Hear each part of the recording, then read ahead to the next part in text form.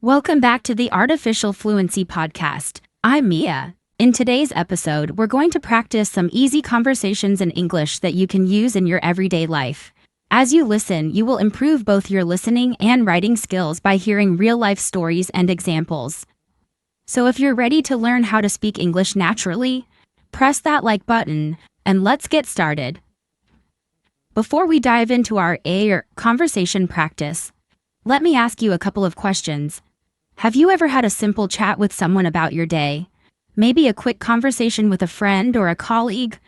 Or perhaps you've had to talk about your plans for the weekend with your husband or wife. These are exactly the kinds of conversations we'll focus on today. Now imagine you're talking to your friend Sarah and she asks you how your day went. Here's how a simple conversation might go. Sarah: Hey Natasha, how was your day today? Natasha: Oh, it was pretty good. I woke up early and had a nice breakfast with my husband. We had eggs and toast, and it was so relaxing. After that, I went to work, and the day went by quickly. How about you? You see how easy that sounds? It's natural, simple, and friendly. You can use this kind of small talk with anyone, whether it's a friend, a colleague, or even someone you just met. The key to mastering conversations like these is practice, and that's exactly what we're going to do today. Now let's practice another situation. Imagine you're at the grocery store and you bump into a neighbor. You both stop to chat for a minute.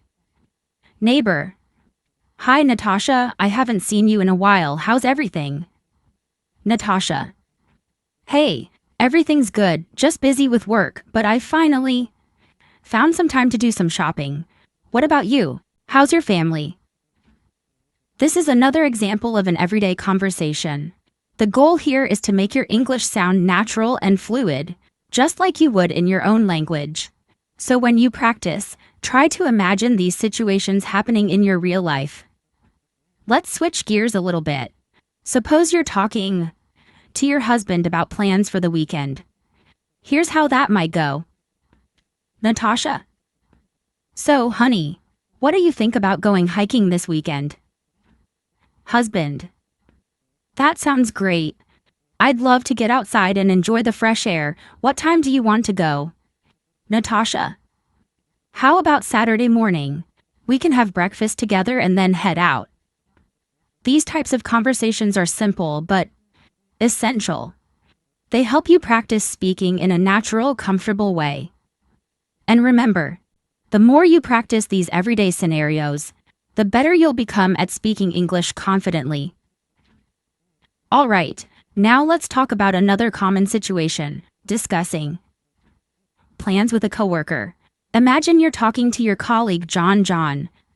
Hey Natasha, do you have any plans for the holidays? Natasha: Not much actually. I'm planning to visit my parents and maybe we'll go out to dinner. What about you?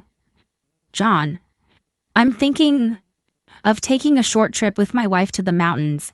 It should be fun. In this conversation, you're using a casual tone, asking questions and sharing information about your plans. It's a great example of how to keep things light and friendly while practicing English. As you listen to these examples, think about how you can use these conversations in your own life. You might be surprised how often you'll find yourself in situations where these kinds of simple, everyday conversations happen. Let's continue with another everyday situation. This time, imagine you're at work and your manager, Mr. Thomas, asks you about your progress on a project. Mr. Thomas: Hi Natasha, how is the report coming along? Natasha: Hello Mr. Thomas. I'm almost done with it. I just need to add a few more details and I'll send it to you by the end of the day.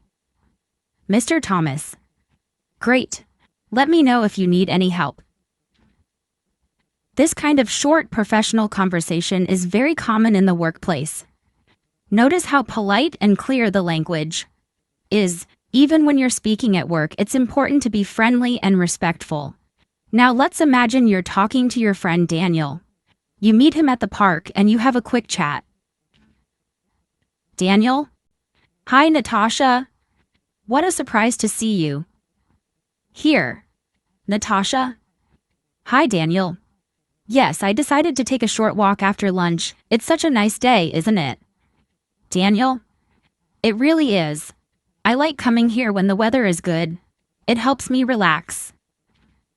This is another simple and natural conversation. When you're learning English, try practicing short talks like this with a friend, or even in front of a mirror.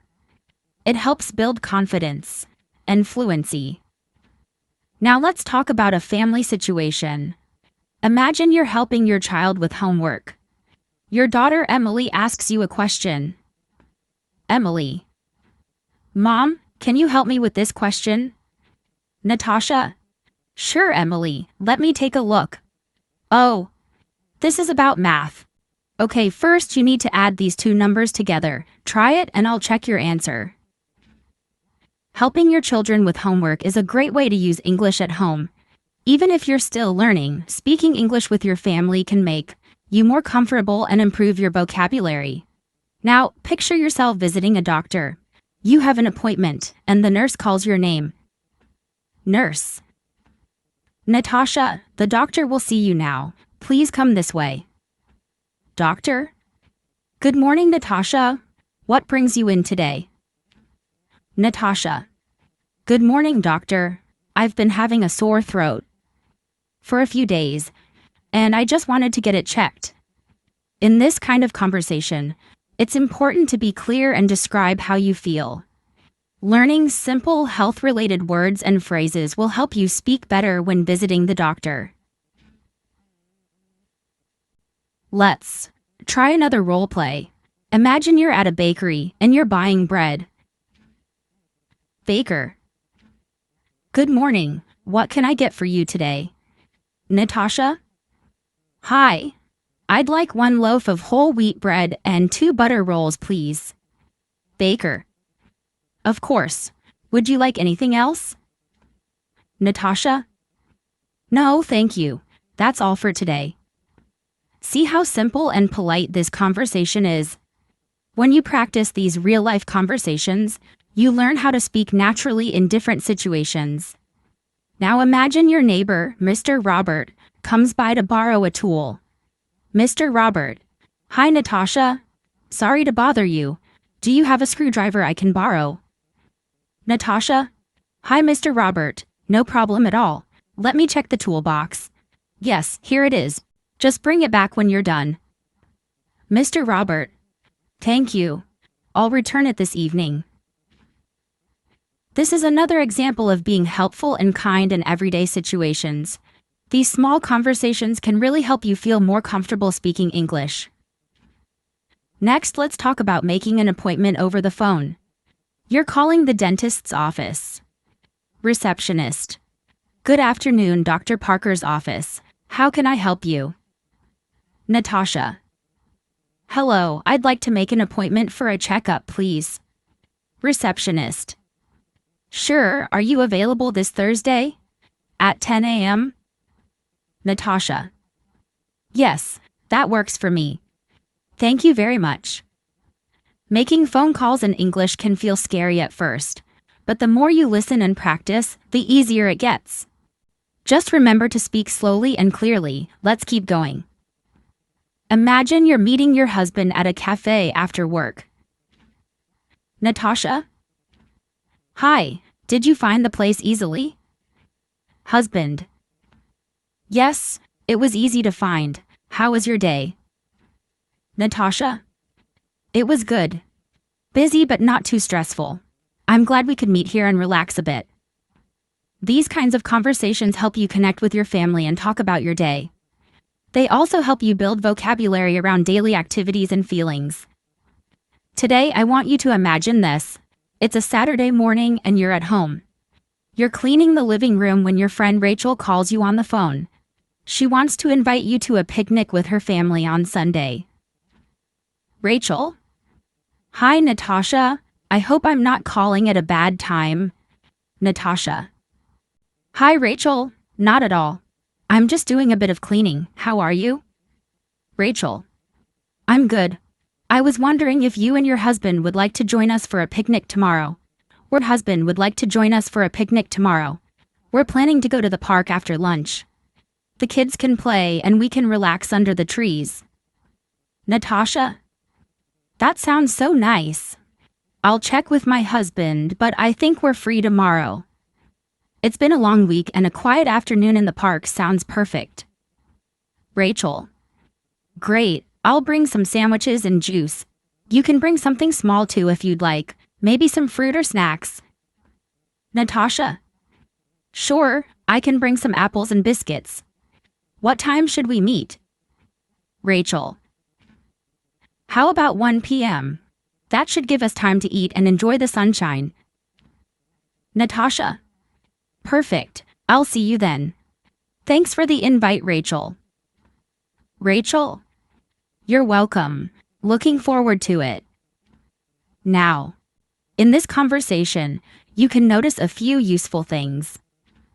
First, it's a friendly, casual talk. The language is easy, polite, and warm. This is how people speak when making simple plans. You can practice conversations like this with a friend, or even speak them out loud by yourself. Try switching roles. Be Rachel, then be Natasha. This helps you learn both how to invite some. Let's look at another situation. This time you're at home and your son, Ethan, comes back from school. He looks a little tired, so you start a conversation with him. Natasha. Hi, Ethan. Welcome home. How was school today? Ethan.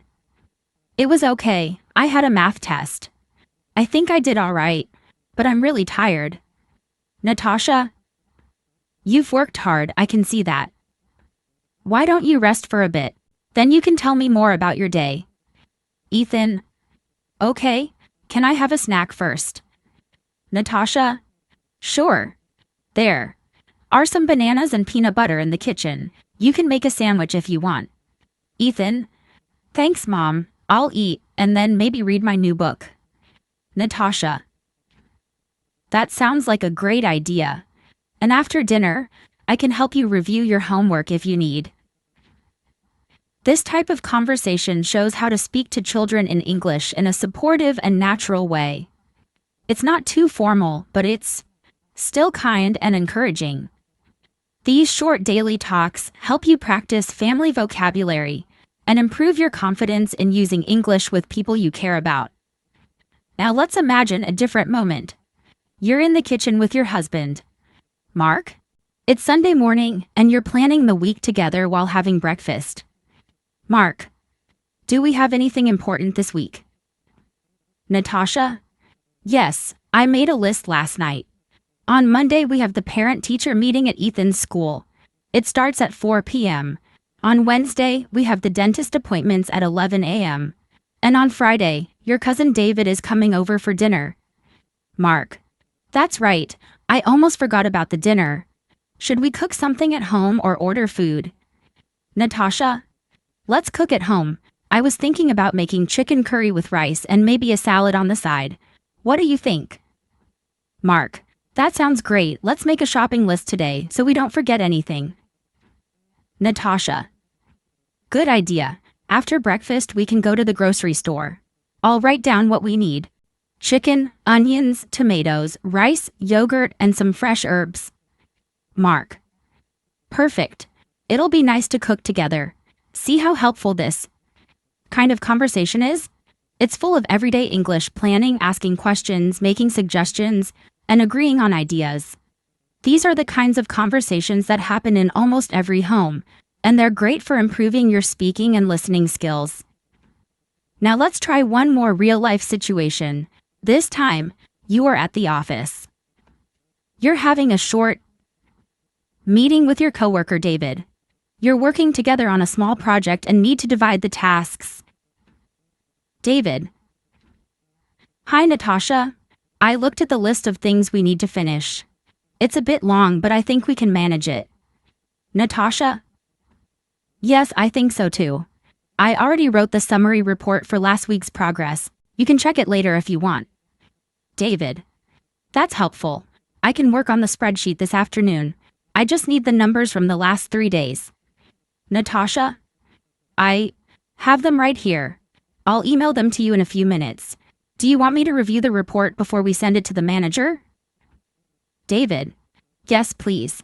A second look is always helpful. Let's aim to finish everything by tomorrow afternoon.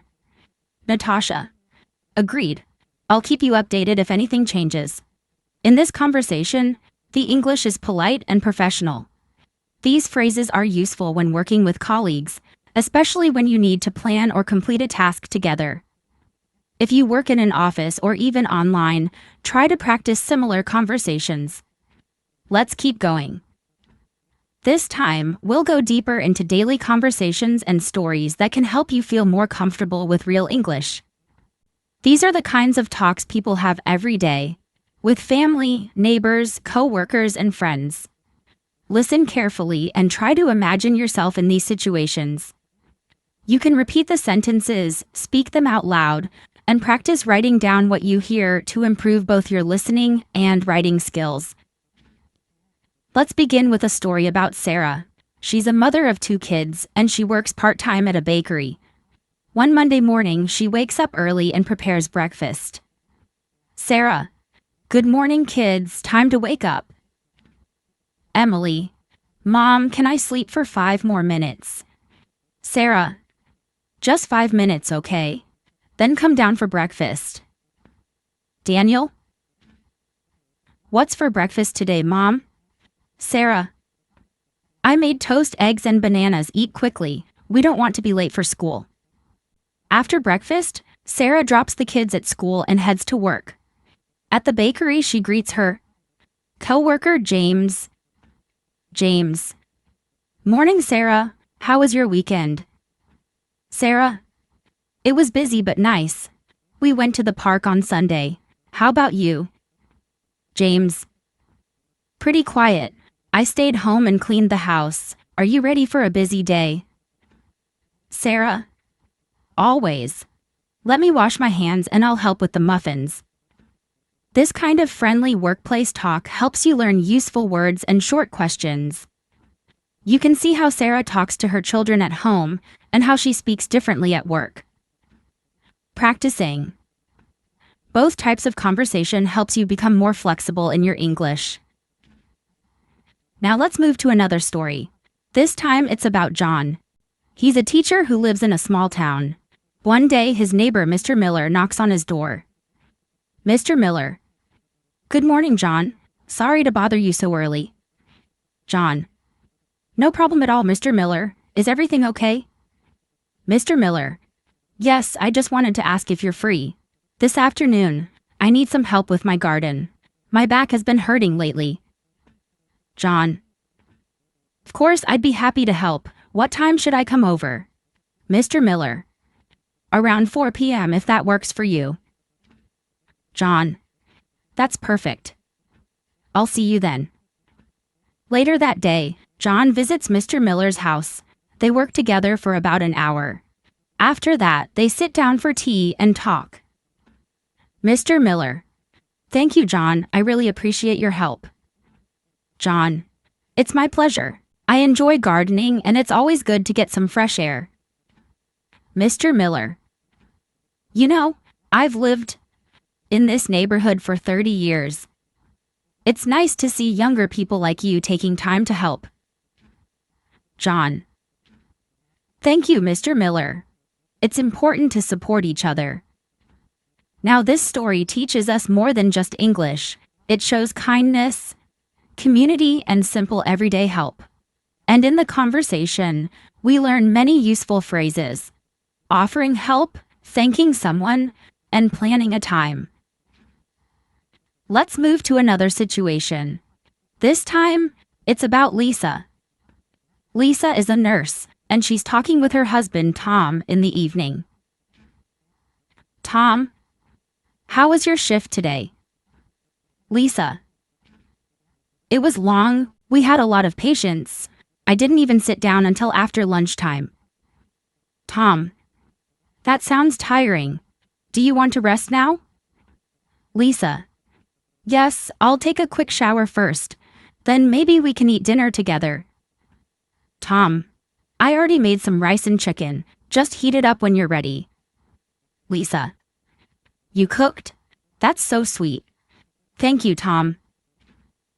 Tom, you work so hard. I wanted to help a little. Lisa, that means a lot. After dinner, maybe we can talk about our weekend plans. This is another type of everyday talk between husband and wife at home. The words are simple, caring, and real. You can practice these conversations to learn how to talk about your day, offer support, and plan time together. Now let's hear about David. He's a shopkeeper. One morning, a regular customer named Anna visits his store. Anna. Good morning, David. David.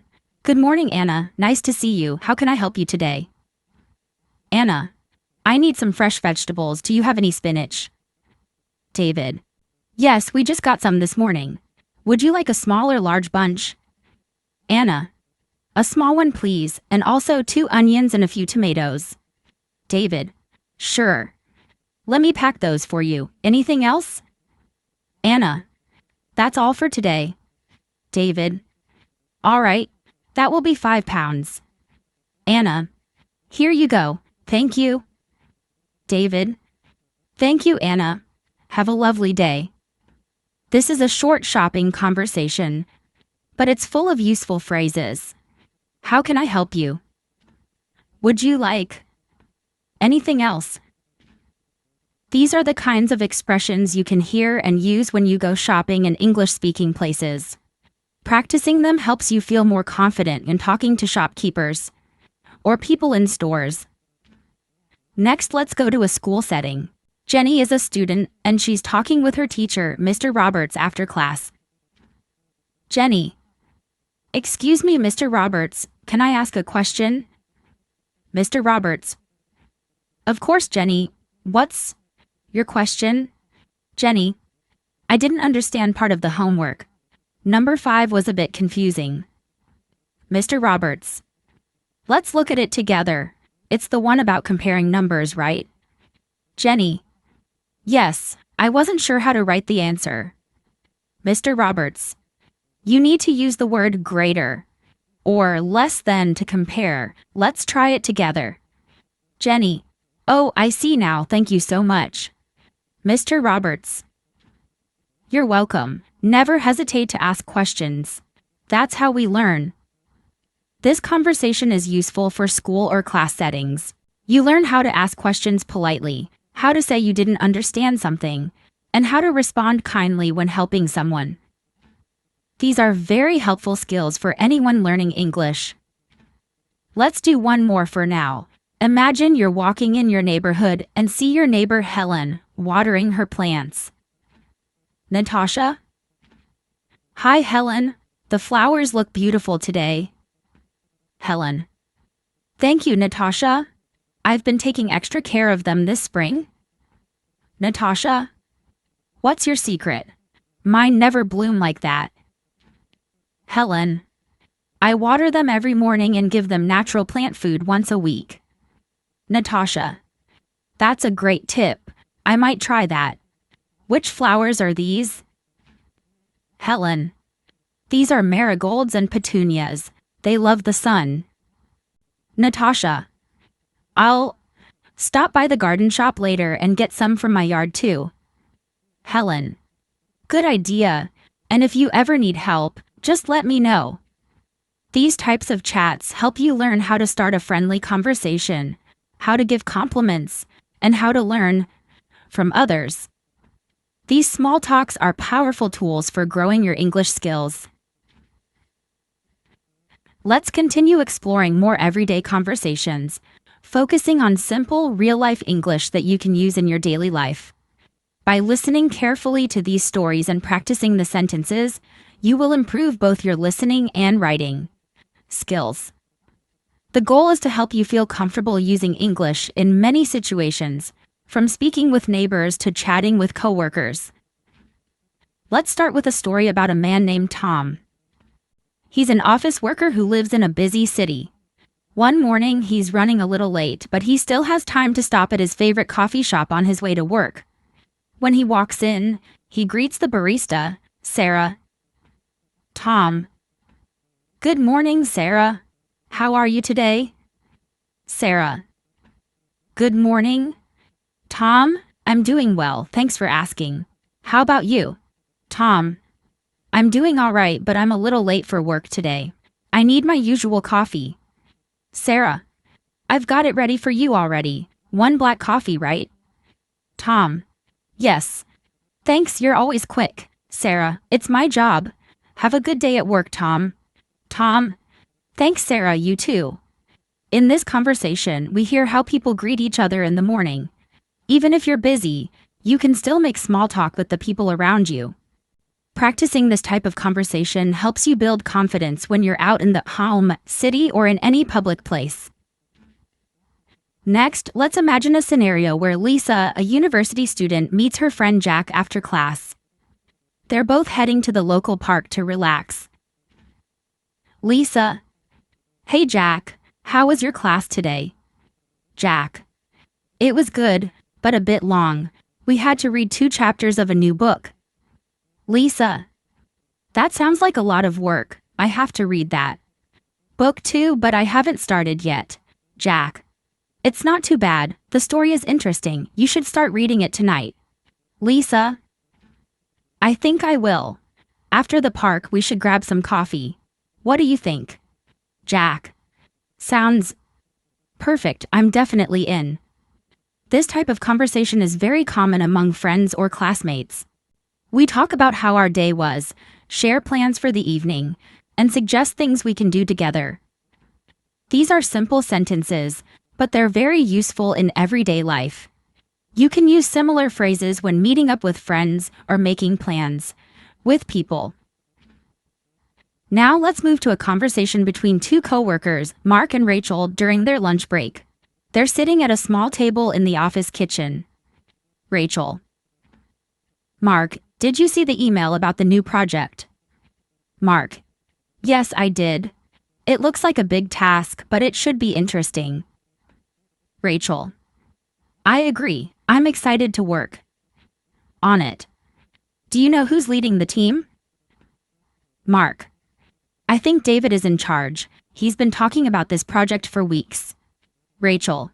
That makes sense. He always has so many ideas. I'm looking forward to hearing more about it. Mark. Me too. I think we'll all learn a lot from it. Here, we see a typical conversation between coworkers. They discuss work tasks and upcoming projects. It's friendly but professional. This kind of conversation happens all the time in the workplace, so practicing it will help you when you're talking with colleagues or during business meetings. Next, let's move to a family situation. Sarah and her husband Daniel are at home having dinner after a busy day. Sarah. Dinner is ready. It's your favorite, spaghetti and meatballs. Daniel. That smells amazing, Sarah. I'm so hungry. Sarah. I hope you're ready to eat because I made a lot. How was your day? Daniel. It was okay. Busy, but I got a lot done. How about you? Sarah. Same here. I had meetings all day. It's nice to sit down and relax now. Daniel. I agree. After dinner, we should watch a movie or just talk for a while. Sarah. That sounds great. Let's enjoy the evening. This conversation shows a typical exchange between a married couple at home. It's relaxed and comfortable. We can learn useful phrases like "How was your day?" and "I made a lot" when talking about meals and daily routines. Practicing these simple conversations helps you sound more natural in everyday talks. Now, let's move to another story about Emma. She's a stay-at-home mom who enjoys gardening. One afternoon, she's outside tending to her garden when her friend, Mary, stops by. Mary. Wow, Emma, your garden looks beautiful. How do you keep it looking so nice? Emma. Thank you, Mary. I spend a lot of time in the garden. I try to water the plants every day. Mary. It definitely shows. I've been meaning to start my own garden. Any tips for beginners? Emma. I'd recommend starting with flowers that are easy to take care of, like daisies. And don't forget to check the soil. Mary. Good advice. I'll visit the garden store this weekend and get some supplies. Emma, let me know if you need help. I can show you how to plant them. In this conversation, Emma and Mary talk about gardening, which is a common topic for people who enjoy outdoor hobbies. Notice how Emma uses simple language to explain gardening tips and offer help. You can use similar conversations when talking about hobbies, sharing knowledge, or giving advice. Next, let's hear a conversation between two neighbors, Peter and Susan, as they walk their dogs in the park. Peter, hi Susan, how are you today? Susan, I'm good, thanks. Just walking my dog, Max. How about you? Peter, I'm doing great. I'm just out with Bella, she loves the park. Susan, Max is the same way, he's always excited when we come here. Peter, it's nice to have a peaceful place to walk. Do you come here often? Susan, yes, almost every day. It's good exercise for both of us. Peter, I agree. I try to come at least 3 times a week. It's a good way to stay active. This conversation happens in a casual setting between neighbors who run into each other while walking their dogs. It's a simple, friendly exchange, and you can use similar phrases when talking to neighbors or people you meet in public places. Practicing these sentences helps you build confidence in speaking casually and making small talk. Now let's move on to a conversation between two old friends, Alice and Robert. They haven't seen each other in a long time, but they finally run into each other at the grocery store. Alice, Robert, is that you? Robert, Alice, it's been so long, how have you been? Alice, I've been doing well, just busy with work and family, how about you? Robert, same here, life has been busy. I'm just picking up a few things for dinner. What about you? Alice, I'm doing the same. It's funny running into you here. Robert, yeah, I haven't seen you in years. We should catch up soon. Let's grab coffee next week. Alice, that sounds great. I'll text you and we'll set a time. This conversation between old friends shows how people reconnect after a long time. It's simple and warm, and it helps you learn useful phrases for greeting old friends and making plans to meet up again. Practicing these sentences will help you sound friendly and confident in similar situations. Now let's take a look at another casual conversation, this time between two students, Ben and Lucy, who are studying together in the library. Ben, hey Lucy, do you understand this chapter? Lucy, not really. It's a bit confusing. The numbers don't make sense to me. Ben, yeah, me too. I think we need to look at the examples in the back of the book. Lucy, that might help. Let's take a break and look at them together. Ben, good idea. I need some water anyway. This conversation is about studying and figuring out difficult material. It's a great example of how to talk about school subjects and study challenges. The key phrases like, do you understand? And let's take a break are useful when you're studying with classmates or friends. These conversations have covered a lot of ground, from shopping and work to hobbies and study. Each of them uses real-life English that you'll hear in daily situations. You can practice them at home, with friends, or even when you're out and about. All right, let's dive deeper into even more everyday conversations that will help you sound natural when speaking English. The more you practice, the better you'll become at understanding and using English in real-life situations. In this section, we will cover a wide variety of topics, from family life to travel and work situations. These stories will not only help you improve your listening skills, but also give you practical examples of how to use English in different contexts. Let's start with a conversation between a couple, Sarah and John, who are planning a family trip. They've been talking about going on vacation for a while, and today they finally sit down to discuss the details. Sarah, John, have you decided where we should go for our vacation this year? John, I've been thinking about it. How about we go to the beach? We haven't been in years. Sarah, that sounds wonderful. We could go to Florida. The weather is great and there are plenty of family-friendly activities. John, I agree. Florida would be perfect. We could visit Disney World too. The kids would love that. Sarah, yes, they would be so excited. I'll check flights and hotels later today. We should book it soon. John, let me know if this conversation is a typical planning session between a couple. They discuss their vacation destination, activities, and how to divide the responsibilities. It's a relaxed but important conversation that shows how you can talk about future plans and share responsibilities. The phrases they use, like, have you decided, and we should book it soon, are great for making plans with family or friends. Now let's move on to a conversation between two friends, David and Emma, who are meeting for lunch. They haven't seen each other in a while, and today is the perfect time to catch up. David, Emma, it's been so long since we last met. How have you been? Emma, I know, it feels like forever. I've been doing well, just busy with work and taking care of the kids. How about you? David, same here. Work has been crazy, but I'm finally getting a break. I needed this lunch today. Emma, I'm so glad we could meet up.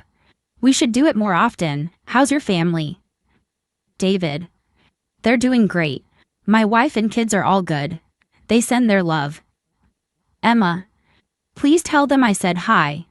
We should plan a weekend get-together soon. Kids would love to play together. In this conversation, David and Emma share updates on their lives. They talk about family, work, and plans to meet again. This is a casual conversation that you can use when catching up with friends or family members after a period of time. Phrases like, it's been so long, and how's your family, are useful when you want to reconnect with someone. Let's now imagine a conversation between two co-workers, Rachel and James, who are having a coffee break in the office kitchen. Rachel, James, did you hear about the new project we're starting next month? James, yes, I did. I'm excited about it. I think it's going to be a great opportunity for the team. Rachel, I agree. It's going to be challenging, but I'm looking forward to working on something new. James, absolutely, I'll need some extra help with the research part. Do you think you could assist me? Rachel, of course, I'd be happy to help. Let me know what you need from me. James, thanks Rachel, I really appreciate it. I'm sure we'll do great together. This conversation between Rachel and James is about work, but it's also friendly and supportive. They talk about a new project and how they can work together.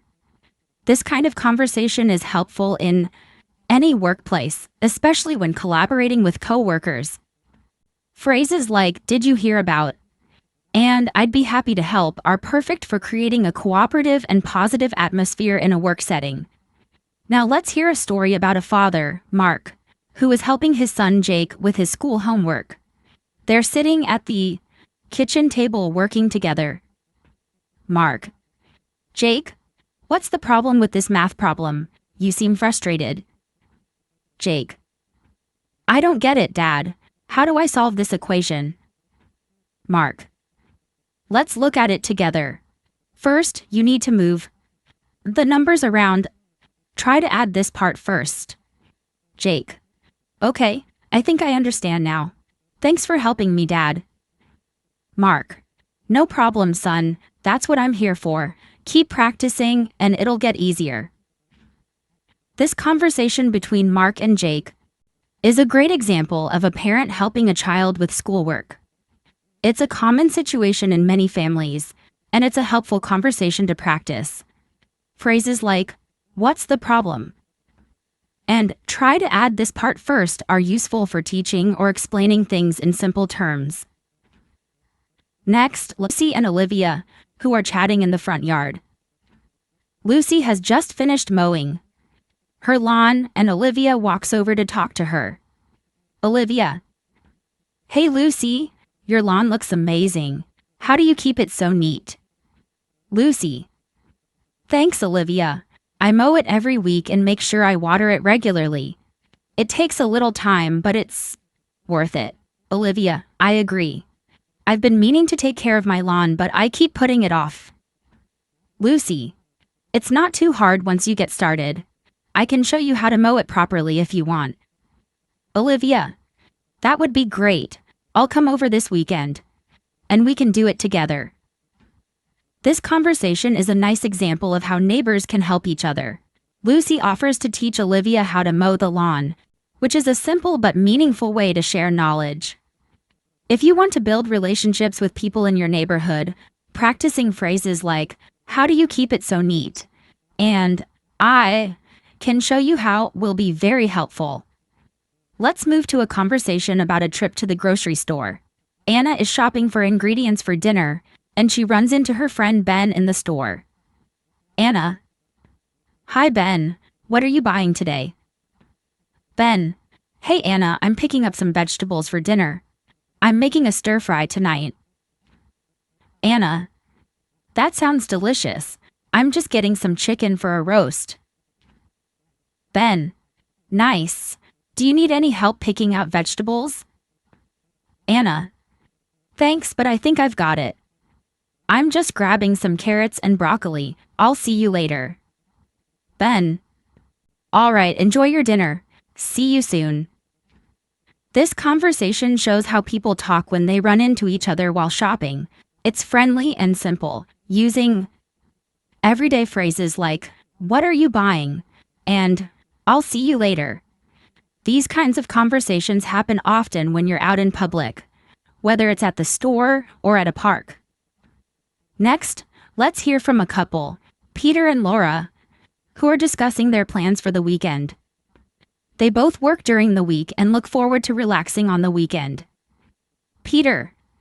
Laura, what do you think about going to the lake this Saturday? Laura. That sounds great.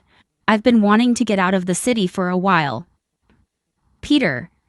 We could rent a boat and spend the day on the water. It would be so relaxing. Laura.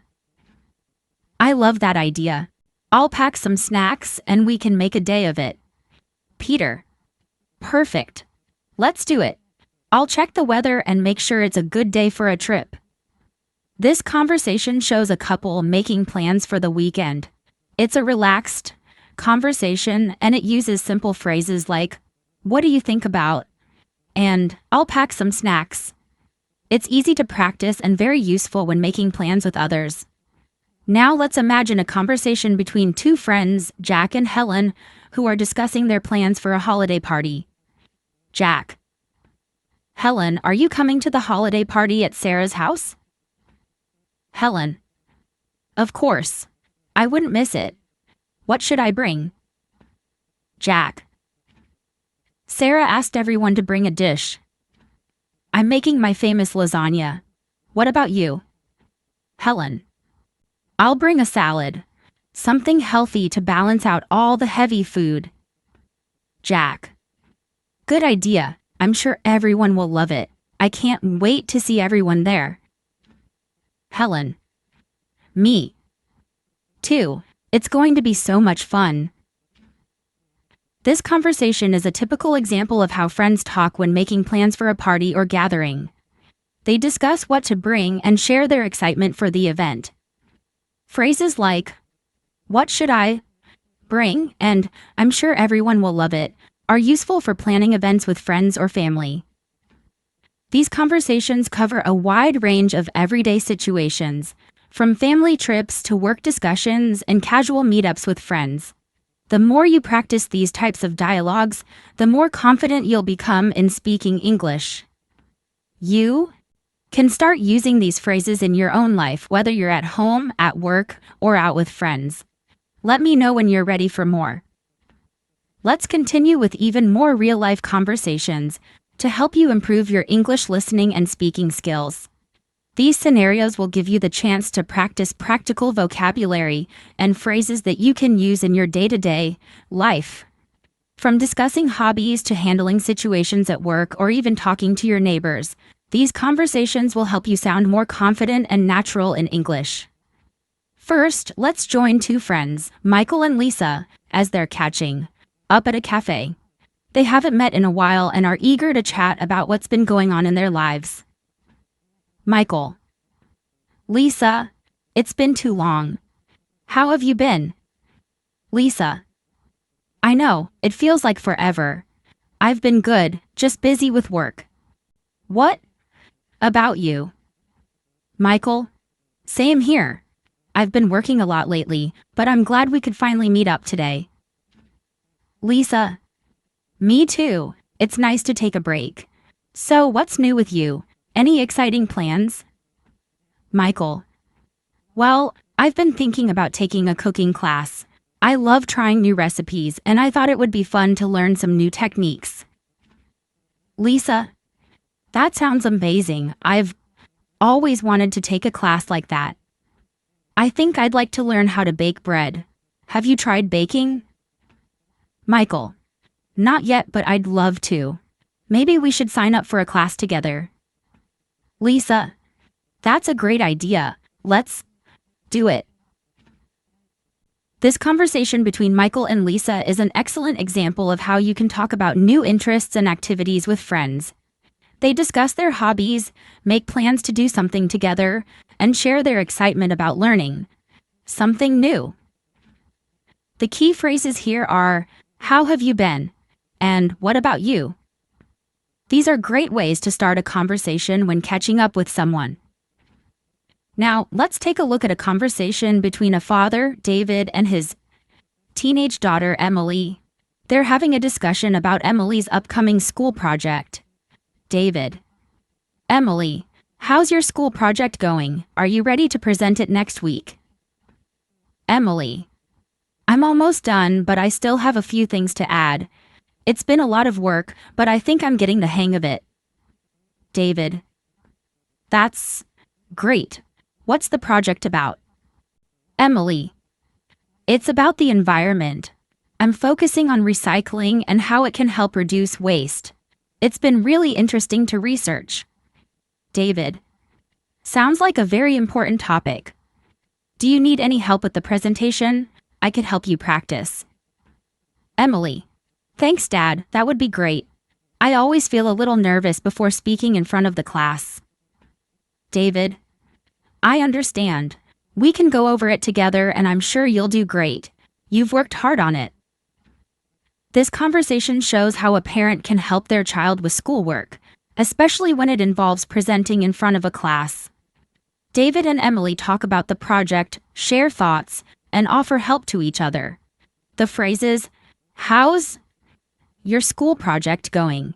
And do you need any help? Are great for offering support in academic situations. Next, we'll join two colleagues, Laura and Tom, as they're discussing an upcoming work event.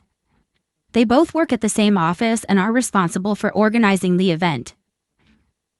Laura: Tom, have you thought about the schedule for the event next week? Tom: Yes. I was planning to start with the keynote speaker in the morning and then have some breakout sessions in the afternoon. Laura: Sounds like a good plan. Do you think we should provide lunch for the attendees? Tom: Definitely.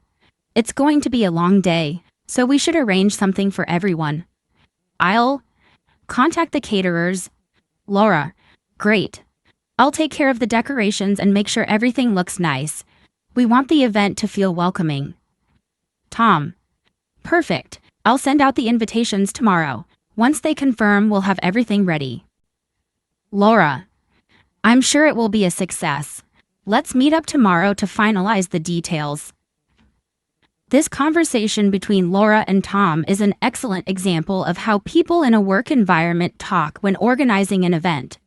They discuss the schedule, food, and other details that are important for making the event run smoothly. Phrases like, have you thought about, and I'll take care of, are very useful when coordinating tasks with a colleague. Now let's listen to a conversation between two neighbors, Daniel and Kate, who are talking about their plans for the upcoming weekend. Daniel. Hey Kate, do you have any plans for the weekend? Kate. Not much. I was thinking about staying at home and getting some things done. What about you? Daniel. I'm going to the farmer's market on Saturday morning. I've heard there's going to be a lot of fresh produce this week. Kate. That sounds like fun. I love going to the farmer's market. I'll join you. Maybe we can grab coffee afterward. Daniel? Great idea. Let's meet at 9 a.m. I'll save you a spot at the market. Kate. Perfect. I'll see you there. This conversation shows how neighbors can make casual plans together. Daniel invites Kate to join him at the farmer's market, and they set up a time to meet. The phrases, "Do you have any plans?" and "I'll join you" are useful when you want to make plans with someone in your community. Let's now join a conversation between two friends, Ben and Sophie, who are talking about their recent vacation. They're sitting in a cafe sharing their travel stories. Ben. Sophie, I can't believe you went to Spain last month. How was it? Sophie. It was amazing. The food, the sights, everything was perfect. I spent a lot of time exploring Barcelona. Ben. That sounds incredible. What was your favorite part of the trip? Sophie. Definitely the beach. I spent hours just relaxing by the sea. It was so peaceful. Ben. I'm jealous. I haven't been to a beach in years. I need to plan a trip soon. Sophie. You should. It's the best way to unwind. I can recommend some great places in Spain if you're interested. This conversation is a great example of how friends share their travel experiences.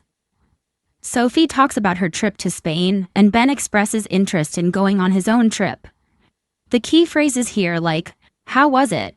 and "I need to plan a trip soon," are useful for discussing travel plans and experiences with friends. Next, let's listen to a conversation between a husband, Tom, and his wife, Alice, who are discussing their plans to buy a new car. Tom. Alice, I think it's time we get a new car. The old one is starting to give us too many problems. Alice. I agree. We've had it for years and it's not as reliable as it used to be. What kind of car do you have in mind? Tom.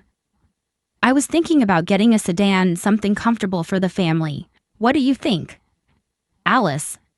That sounds good. I want something that has good gas mileage too.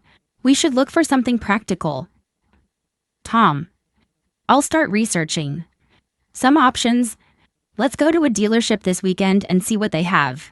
This conversation between Tom and Alice is a great example of how a couple can discuss important decisions together. They talk about their needs, preferences, and the steps they'll take to buy a new car. The phrases, "What kind of car do you have in mind?" and "I'll start researching" are practical for decision-making situations. Now, let's hear a conversation between two friends, Mark and Susan, who are discussing their weekend plans. Mark. Susan, are you doing anything fun this weekend? Susan. Not really. I was thinking about catching up on some reading. How about you? Mark. I'm going hiking with some friends. We're going to the mountains on Saturday morning. Susan. That sounds great. I've been wanting to get outdoors more. Maybe I'll join you next time. Mark. You should. It's always fun to hike and enjoy the fresh air. Let me know if you want to come along next time. This conversation is a simple and friendly way to talk about plans with friends. Mark invites Susan to join the hiking trip, and they discuss outdoor activities. Phrases like, "Are you doing anything fun?" and "Maybe I'll join you next time" are useful for inviting someone to join an activity. Lastly, let's join a conversation between a couple, Sarah and William, who are discussing their weekend date night. Sarah. William, what should we do for date night this weekend? William. How about we go out for dinner at that new restaurant in town? I've heard good things about it. Sarah.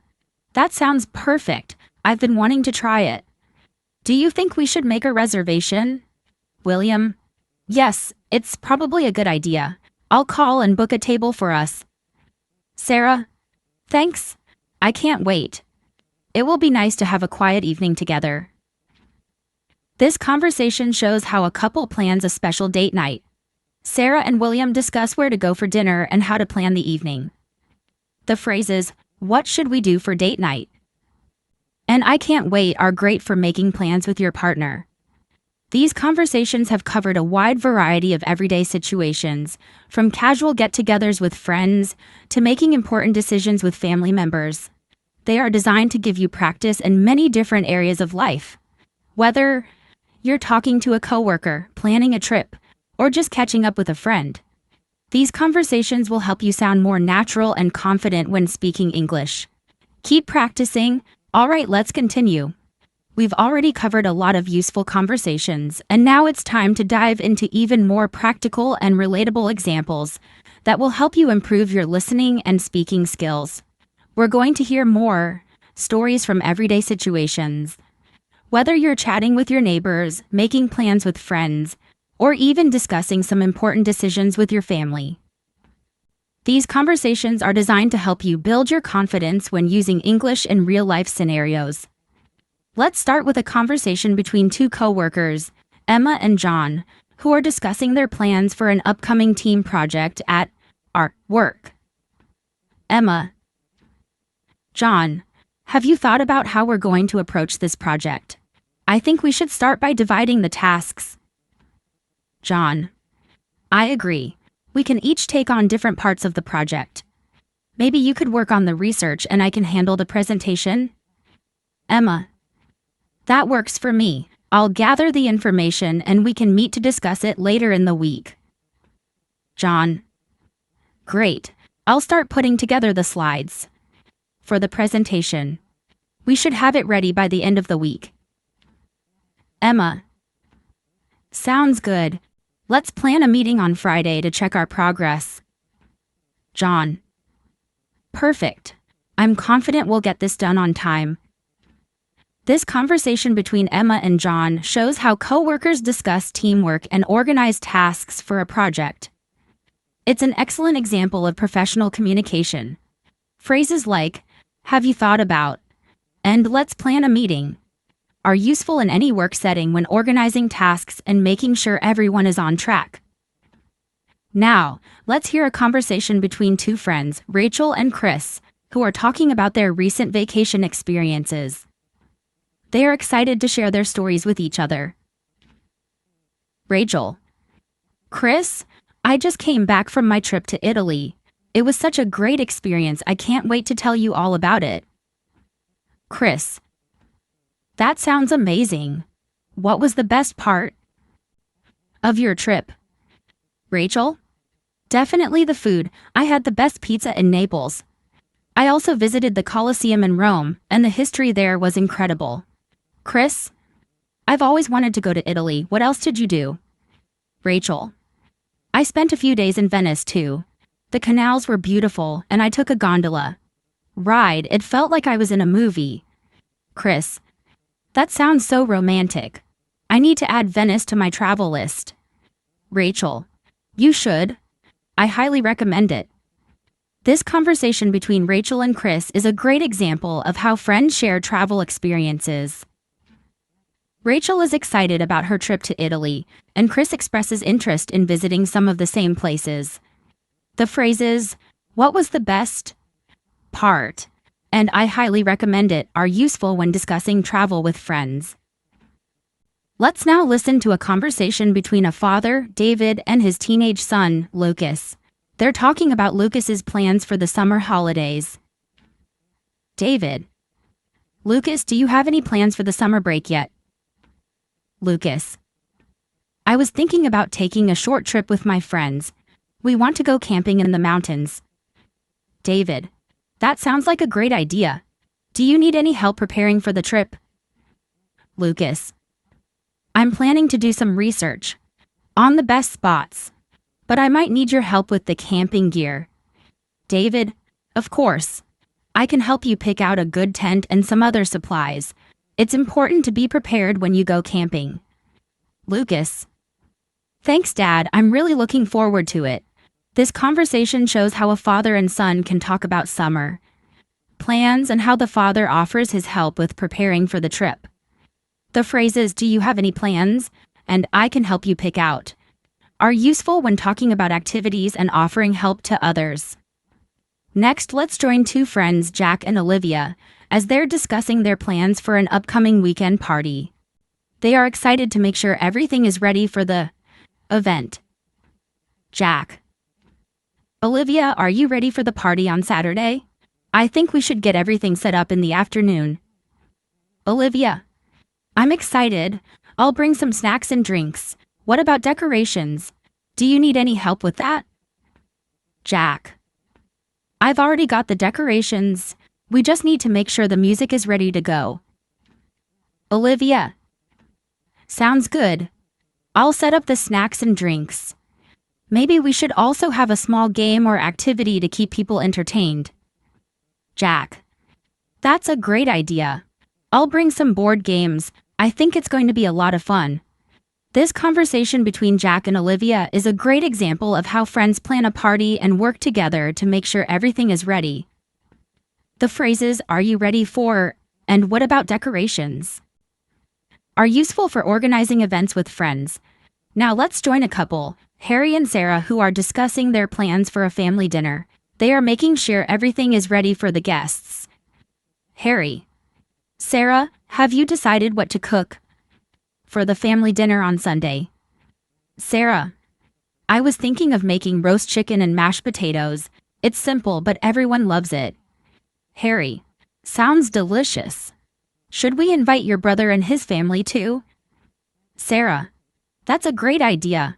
I'll call them and see if they're free. Harry: Perfect. I'll make sure to pick up some wine and dessert. It'll be a great evening. Sarah: I agree. I'm looking forward to it. This conversation between Harry and Sarah shows how a couple plans a family gathering. They discuss the menu, invite guests, and make sure everything is prepared. Phrases like, "Have you decided what to cook?" and "I'll make sure to pick up" are helpful when planning meals and inviting guests. Let's take a look now at a conversation between two co-workers, Lily and Daniel, who are discussing their upcoming presentation at work. Lily: Daniel, do you feel ready for the presentation tomorrow? I think we've covered everything. Daniel: I feel prepared, but I'm a little nervous about speaking in front of everyone. Lily: It's totally normal to feel that way. Just remember, we've worked hard on this and the audience will be interested in what we have to say. Daniel: You're right. I'll focus on the points we've discussed and I'm sure it'll go smoothly. Lily: That's the spirit. If you need any help during the presentation, I'll be right there with you. Daniel: Thanks, Lily. I really appreciate your support. This conversation between Lily and Daniel is a great example of how coworkers can support each other before a big presentation. They talk about their preparation and offer reassurance. The phrases, "Do you feel ready?" and "I'll be right there with you" are useful for offering support and working together in the workplace. Next, let's listen to a conversation between a husband, Mark, and his wife, Emily, who are discussing their plans for the weekend. Mark: Emily, what should we do this weekend? I was thinking about going for a hike. Emily: I love that idea. I've been wanting to get outdoors more. Where do you want to go? Mark: How about we drive to the national park? It's only a short drive and we can spend the whole day there. Emily: That sounds perfect. I'll pack some snacks and drinks for the trip. Mark: Great. I'll take care of the maps and make sure we have everything we need.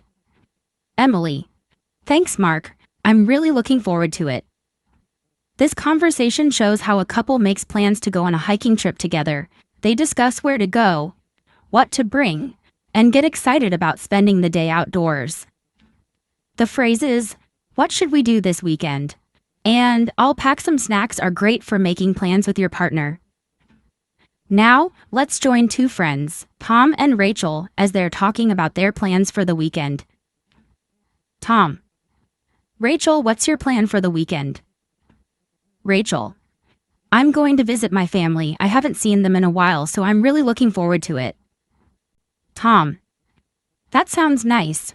Are you going anywhere special? Rachel. We're just having a family dinner at my parents' house. It's going to be great to catch up with everyone. Tom. I'm sure it will be fun. I'll probably spend the weekend relaxing at home. Rachel. That sounds nice too. We can hang out next weekend. This conversation is a great example of how friends talk about their weekend plans. Rachel talks about visiting her family, and Tom talks about relaxing at home. Phrases let's continue with more practical, everyday conversations that will help you practice and improve your English skills. These conversations cover a wide variety of situations, and by listening to them, you'll get a better sense of how English is used in different contexts. Whether you're planning a family event, discussing weekend activities, or simply chatting with friends, the examples below are all about using real, everyday English. Let's start with a conversation between two neighbors, Sarah and John, who are talking about their upcoming neighborhood barbecue. Sarah. John, are you coming to the barbecue this Saturday? John. Absolutely, I wouldn't miss it. Are you bringing anything special? Sarah. I'm making my famous potato salad. Everyone loves it. How about you? John. I'll bring some grilled chicken. I know a great recipe that everyone enjoys. Sarah. That sounds perfect. We'll have a good variety of food. What time do you think we should start? John. How about 3 p.m.? That way we can enjoy the afternoon and have plenty of time to relax. Sarah. Sounds great. I'll make sure to bring enough drinks for everyone. John. Perfect. I'm really looking forward to it. It's going to be a lot of fun. In this conversation, Sarah and John are talking about a neighborhood barbecue and making sure they have enough food and drinks. This type of casual conversation is something you might have when making plans with neighbors or friends. You can learn how to ask about what others are bringing, discuss timing, and make sure everyone has a good time. Useful phrases like, are you bringing anything special? And what time do you think we should start? Will help you organize social events in English. Now let's listen to a conversation between two friends, Jack and Olivia, who are talking about their weekend plans. They are making plans to go on a hike. Jack. Olivia, do you want to go hiking with me this weekend? I found a nice trail nearby. Olivia. That sounds great. I've been wanting to go hiking for a while. Where's the trail? Jack. It's about an hour's drive from here. It's in the mountains, and the view is supposed to be amazing. Olivia. I love mountain hikes. What time are we leaving? Jack. I was thinking we could leave around 8 a.m. That way we'll have plenty of time to enjoy the hike and maybe have lunch after. Olivia. Perfect. I'll pack some snacks and drinks for us. Do you want me to bring anything else? Jack. Maybe bring a camera so we can take some pictures. I'm sure the views will be incredible. Olivia. Good idea. I'll bring my camera. In this conversation, Jack and Olivia are making plans to go on a hike. They discuss the location, timing, and what to bring. If you're someone who enjoys outdoor activities or making plans with friends, you can use the phrases, do you want to go hiking, and what time are we leaving, in similar situations. These are simple yet useful phrases for making plans with others. Let's take a look now at a conversation between a husband, Michael, and his wife Emma as they discuss their plans for their anniversary. Michael. Emma, what do you want to do for our anniversary next month? Emma. I don't know, Michael. I was thinking it might be nice to go on a weekend getaway. Just the two of us. Michael. That sounds wonderful. Do you have a place in mind? Emma. I was thinking of a cozy cabin in the mountains. It's peaceful and we can just relax and enjoy nature.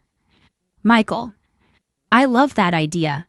Let's look for some options online and book something soon. Emma, great, I'll start researching cabins. We should make sure to find one with a fireplace. It'll be nice to sit by the fire in the evening. Michael, I agree. I'm really looking forward to it. In this conversation, Michael and Emma are discussing their plans for a special anniversary weekend getaway. They are deciding on the destination and what kind of accommodations they would like. The phrases, "What do you want to do for our anniversary?"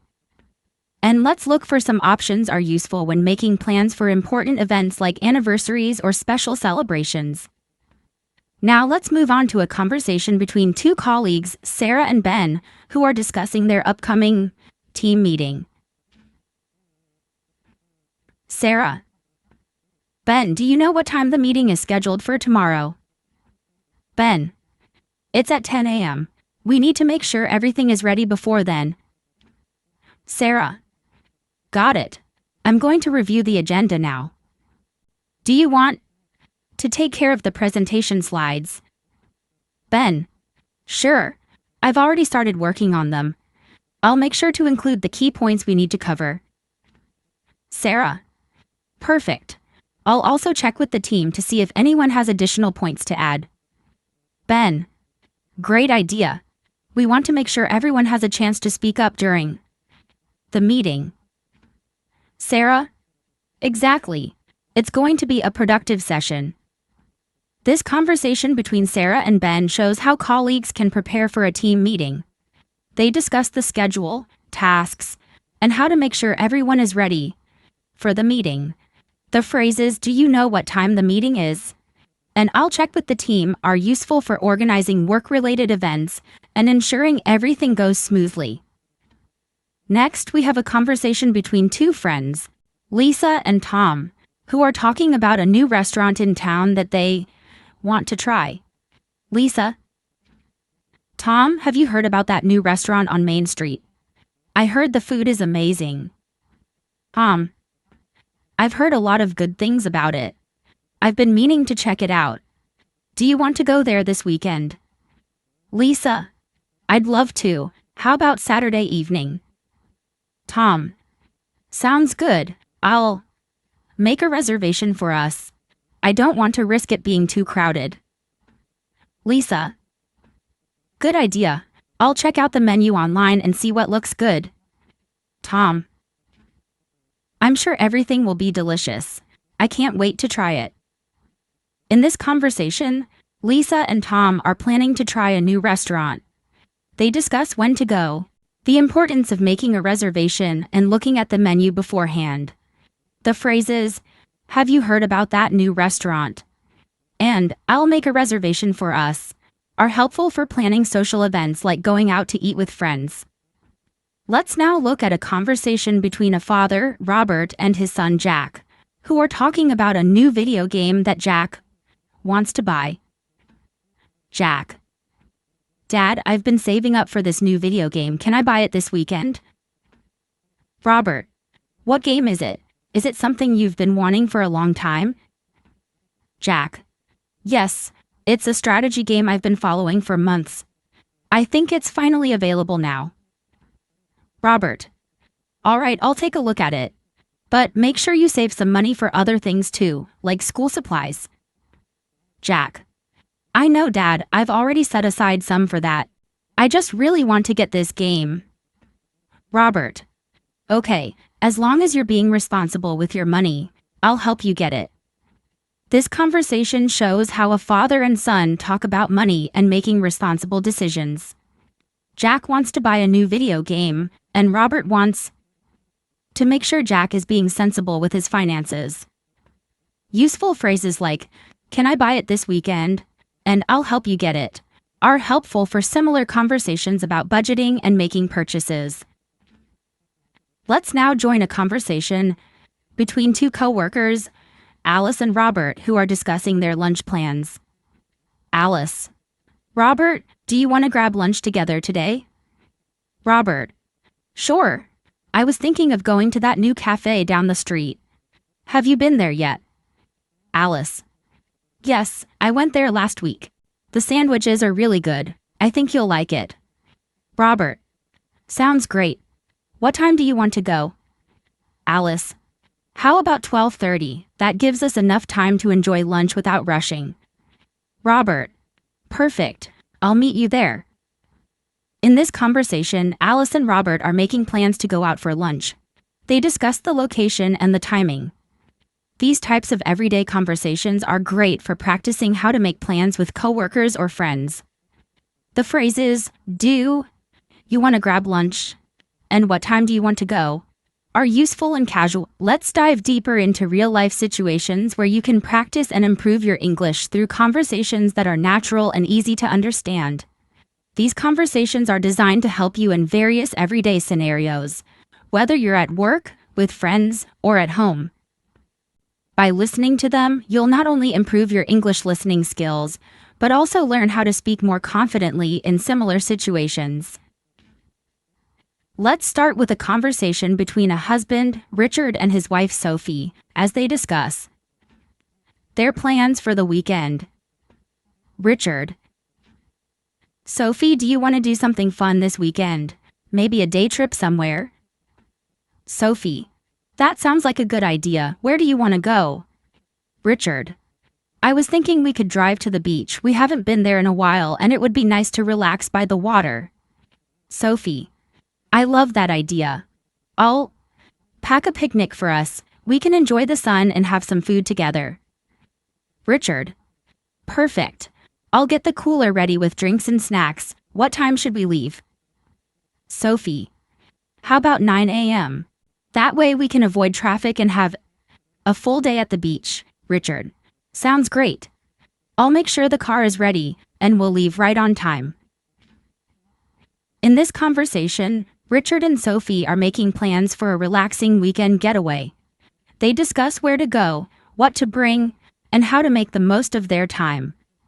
The phrases, do you want to do something fun this weekend? And what time should we leave? Are practical questions you can use in your own plans with friends or family.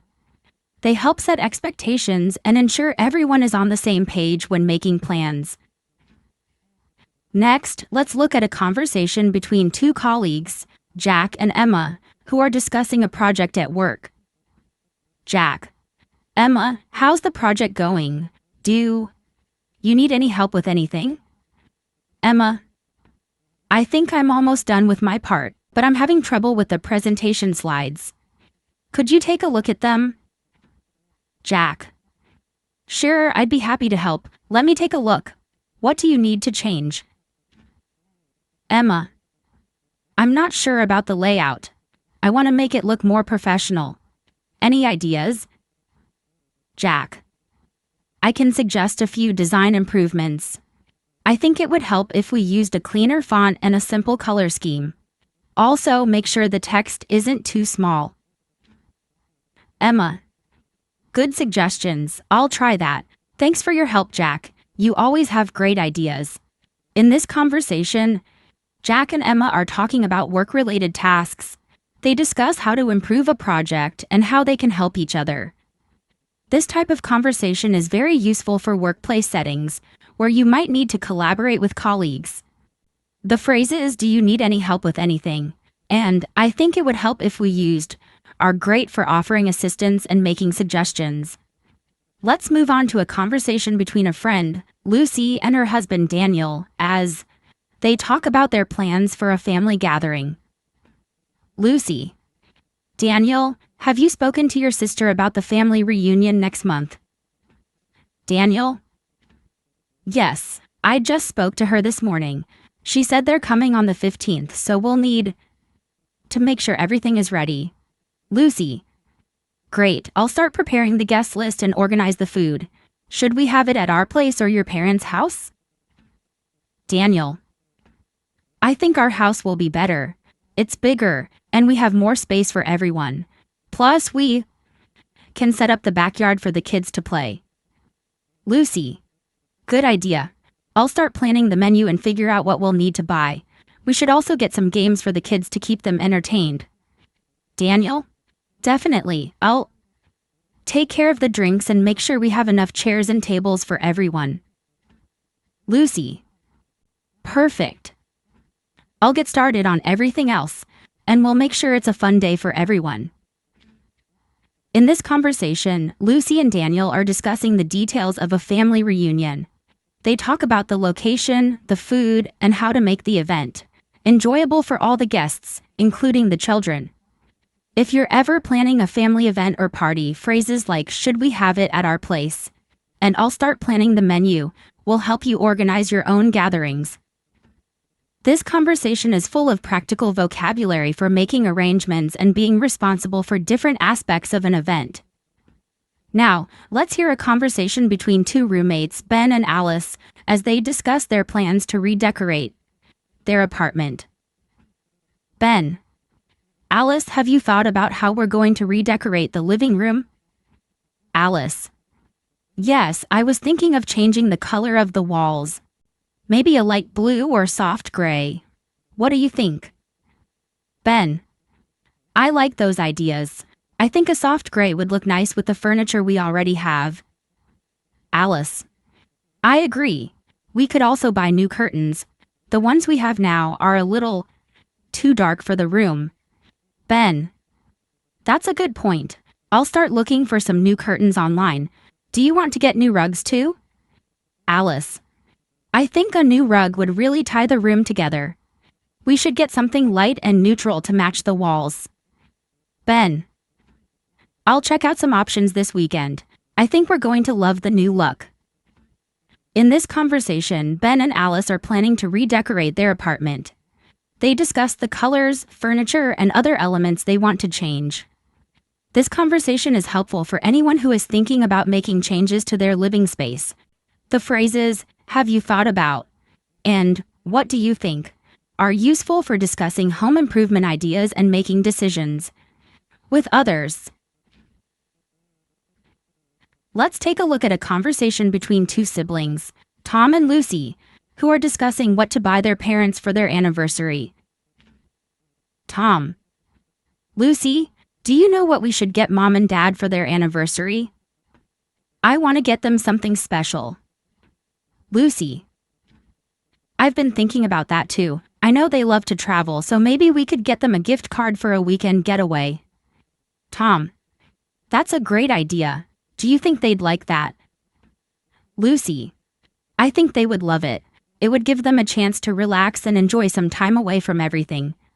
Tom: I'll look into some options for nice places to stay. Maybe we can even surprise them with a weekend trip. Lucy: I love that idea. Let's work together on this. We can make it really special for them. In this conversation, Tom and Lucy are making plans to buy their parents a special anniversary gift.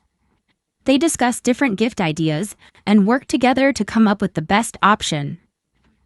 If you ever find yourself choosing a gift for someone, you can use phrases like, "Do you know what we should get?" and "What do you think?" to brainstorm ideas and come to a decision. Let's now listen to a conversation between two friends, Sarah and John, who are talking about their plans to visit a museum. Sarah: John, have you been to that new art museum downtown? I've heard it's really interesting. John: I haven't gone yet, but I'd love to. I've heard they have some amazing exhibits. Sarah: I've been wanting to go for a while. How about we check it out this Saturday? John: Sounds perfect. What time should we go? Sarah: Maybe in the afternoon around 2 p.m. That way we can take our time and enjoy the exhibits. John: Great idea. I'll meet you at 2 p.m. on Saturday.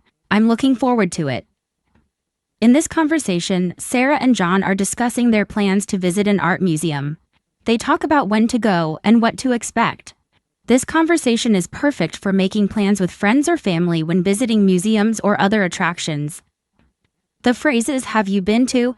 and "what time should we go?" are great for organizing trips and ensuring everyone is on the same page. Let's start with a conversation between two friends, Jack and Emma, who are discussing how to spend their holiday. Jack. Emma, what are your plans for the holiday next month? Do you have any ideas yet? Emma. I've been thinking about it. I'd love to visit the mountains, maybe go hiking or just relax in a cabin. What about you? Jack. That sounds great. I was thinking of going on a road trip to the countryside. We could drive around and explore some new places. Emma. That's a fantastic idea. We could stop at some small towns and try local food. I've always wanted to do that. Jack. Let's do it. I'll start looking at routes and find some interesting spots to visit. Emma. I'll look for places to stay. Maybe we can find a cozy little guest house or something. It'll be fun to explore together. This conversation between Jack and Emma shows how friends make plans for their holiday. They discuss different ideas and make decisions to. Now let's move on to a conversation between a father, David, and his daughter, Lucy, as they talk about her school project. David. Lucy, how's your school project going? Do you need help with anything? Lucy. I'm almost done, but I'm having trouble with the research part. I don't know where to find more information. David. I can help with that. Have you checked the library? They have a lot of resources there. Lucy. I've looked there, but I think I need some online sources too. Can you show me how to find good websites for my project? David. Of course. I'll show you how to search for reliable websites. It's important to use trustworthy sources for your project. Lucy. Thanks, Dad. I really appreciate your help. I think I'll be able to finish it now. In this conversation, David and Lucy are talking about her school project. David offers help and guides Lucy on where to find information for her work. This conversation is perfect for discussing school-related tasks, asking for help, and offering support. Phrases like, "Do you need help with anything?" and "I'll show you how to search for reliable websites" are useful for academic situations. Next, let's look at a conversation between two colleagues, Sarah and Daniel, who are talking about their work schedules. Sarah. Daniel, do you have time to discuss the meeting we're having on Thursday? I want to go over a few things before then. Daniel. Sure, I'm free this afternoon. What do you need to go over? Sarah. I want to make sure the agenda is clear and that we have all the necessary materials ready. Do you think we need anything else? Daniel. I think we're good for now. I'll double-check the presentation slides and I'll be sure to have everything ready by Thursday. Sarah. Great. I'll send out the agenda to everyone and confirm the time. Thanks for your help, Daniel. In this conversation, Sarah and Daniel are making sure they are prepared for a meeting. They talk about the agenda, materials, and making sure everything is ready on time. This is a common workplace conversation where you discuss meeting details and confirm preparations. Phrases like, "Do you have time to discuss?" and "I'll double-check the presentation slides" are important for professional settings. Now let's hear a conversation between a husband, Peter, and his wife, Mary, who are discussing what to have for dinner. Peter. Mary, what do you feel like having for dinner tonight? I'm in the mood for something different. Mary. Maybe we can try something new. How about making pasta with a tomato sauce and some garlic bread? Peter. That sounds delicious. Do you need me to help with anything? Mary. Actually, yes. Can you chop the vegetables while I prepare the sauce? We'll make it together. Peter. Of course. I'll start chopping the onions and peppers. Let me know if you need anything else. Mary. Thanks, Peter. I'm excited to try this new recipe. In this conversation, Peter and Mary are making dinner plans. They discuss what to cook and how to divide the tasks. This type of conversation is useful for everyday situations at home. Phrases like, "What do you feel like having for dinner?" and "Can you chop the vegetables?" are common when making meals together. It's a great way to practice how to organize tasks in the kitchen. Let's look at another conversation. This time between two friends, Rachel and Olivia, who are discussing their weekend plans. Rachel. Olivia, do you want to go to the farmer's market with me this Saturday? I heard they're selling fresh fruits and vegetables. Olivia. That sounds fun. I've never been to that market before. What time are we going? Rachel. How about 10 a.m.? We can walk around, try some samples, and buy whatever we like. Olivia. I'm in. I've been wanting to cook with fresh ingredients, so this will be perfect. Rachel. Great. I'll pick you up at 9:30 and we'll head there together. In this conversation, Rachel and Olivia are planning to visit a farmer's market. They discuss the time, what they will do there, and how they will get there. This is a typical conversation when planning a casual outing with a friend. Phrases like "what time are we going" and "we can walk around, try some samples" are useful for making plans and discussing what to do together. Now, let's listen to a conversation between a mother, Jane, and her son, Jack, as they talk about his plans for the summer. Jane. Jack, have you thought about what you want to do this summer? Do you have any fun activities in mind? Jack. I was thinking of going to summer camp for a few weeks. They have a great program for hiking and outdoor adventures. Jane. That sounds like a lot of fun. I think it would be a great experience for you. Have you signed up yet? Jack. Not yet, but I plan to. I just need to check with the camp about the dates and availability. Jane. Let me know if you need help with anything. I'm sure you'll have a fantastic time at camp. In this conversation, Jane and Jack are talking about summer plans. They discuss Jack's interest in attending a summer camp and how he can get signed up. This conversation is helpful when talking about future plans and making decisions about activities. Phrases like, "Do you have any fun activities in mind?" and "Have you signed up yet?" are great for planning summer vacations or other events. Finally, let's look at a conversation between two neighbors, Mark and Sarah, who are talking about their gardens. Mark. Sarah, your garden looks amazing this year. What's your secret? Sarah. Thanks, Mark. I've been working hard on it. I planted a lot of flowers and added a new vegetable garden this spring. Mark. That sounds great. I've been thinking of starting my own vegetable garden. Any advice on what to plant first? Sarah. I'd suggest starting with something easy, like tomatoes or lettuce. They grow quickly and don't need too much attention. Mark. I'll give it a try. I'll start with tomatoes and see how it goes. Thanks for the advice. In this conversation, Mark and Sarah are talking about gardening. Sarah shares her gardening tips with Mark, who is interested in starting his own vegetable garden. This conversation is perfect for discussing hobbies and offering advice to others. Phrases like, "What's your secret?" and "Any advice on what to plant first?" are helpful for learning new skills and getting suggestions from others. Let's continue, keeping things engaging with real-life situations. These conversations will not only help you improve your listening, but will also help you practice speaking English in everyday situations. By listening to these examples, you will be able to use the phrases and vocabulary in your own life. Let's start with a conversation between two colleagues, Alice and Ben, who are discussing a project they are working on. Alice: Ben, how's the project coming along? I know we have a tight deadline, so I wanted to check in with you. Ben: It's going well, Alice. I've made some good progress, but there's still a bit of work left to do.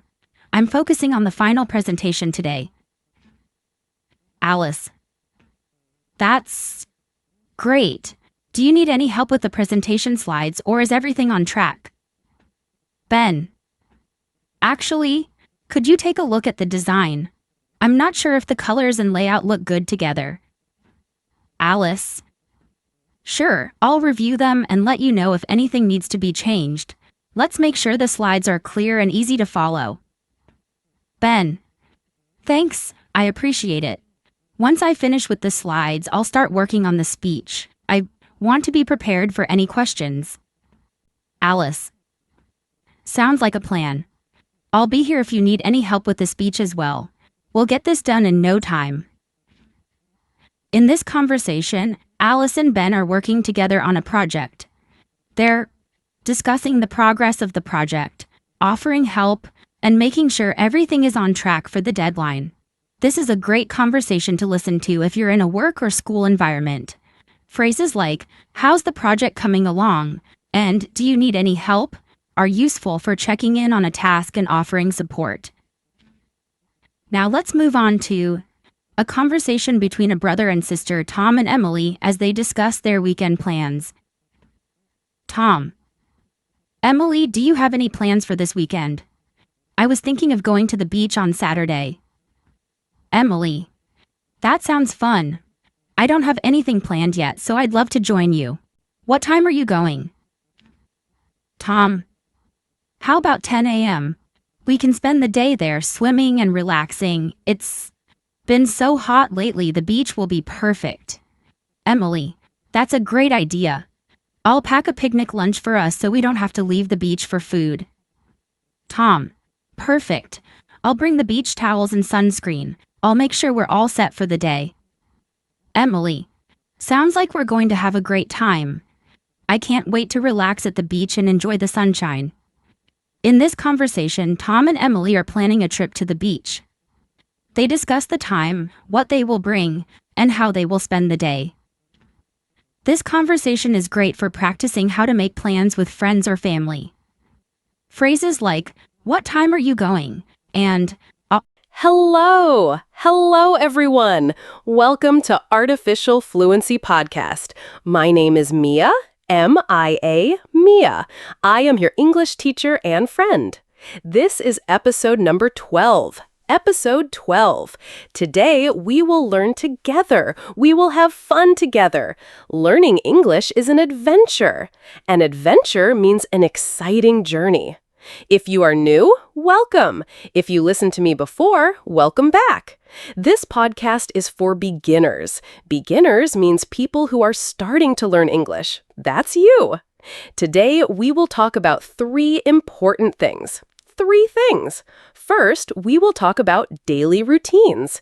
Daily routine means what you do every day, like wake up, eat breakfast, go to work. Second, we will talk about family. Family is very important. Mother, father, sister, brother. We all have family. Third, we will talk about food. Food is delicious. Pizza, apples, rice, chicken. Everyone loves food. But first, let me tell you something important. Learning English takes time. Time means not fast, not slow, but step by step. Some days are easy, some days are hard. That's okay. That's normal. I want you to be happy when you learn English. Happy means, feeling good inside. Don't worry about mistakes. Mistakes help you learn. You can find the words from today's episode on our website. Website means a place on the internet. You can read the words and listen again. Are you ready? Let's start our English adventure together. Now, let's talk about daily routines. Daily routine. Every day I do the same things. Let me tell you about my day. My day means from morning to night. Morning time. Every morning, I wake up at 7 o'clock. 7 o'clock. 7 a.m. Wake up means I open my eyes and get out of bed. Bed is where you sleep. First thing, I stretch. Stretch means I move my arms and legs like this. Stretching feels good. Then I go to the bathroom. Bathroom is where you wash your face and brush your teeth. I brush my teeth for 2 minutes. 2 minutes is not long. 1, 2 minutes. After that, I take a shower. Shower means water falls on you and you get clean. Hot water feels very nice in the morning. Next, I get dressed. Get dressed means I put on my clothes.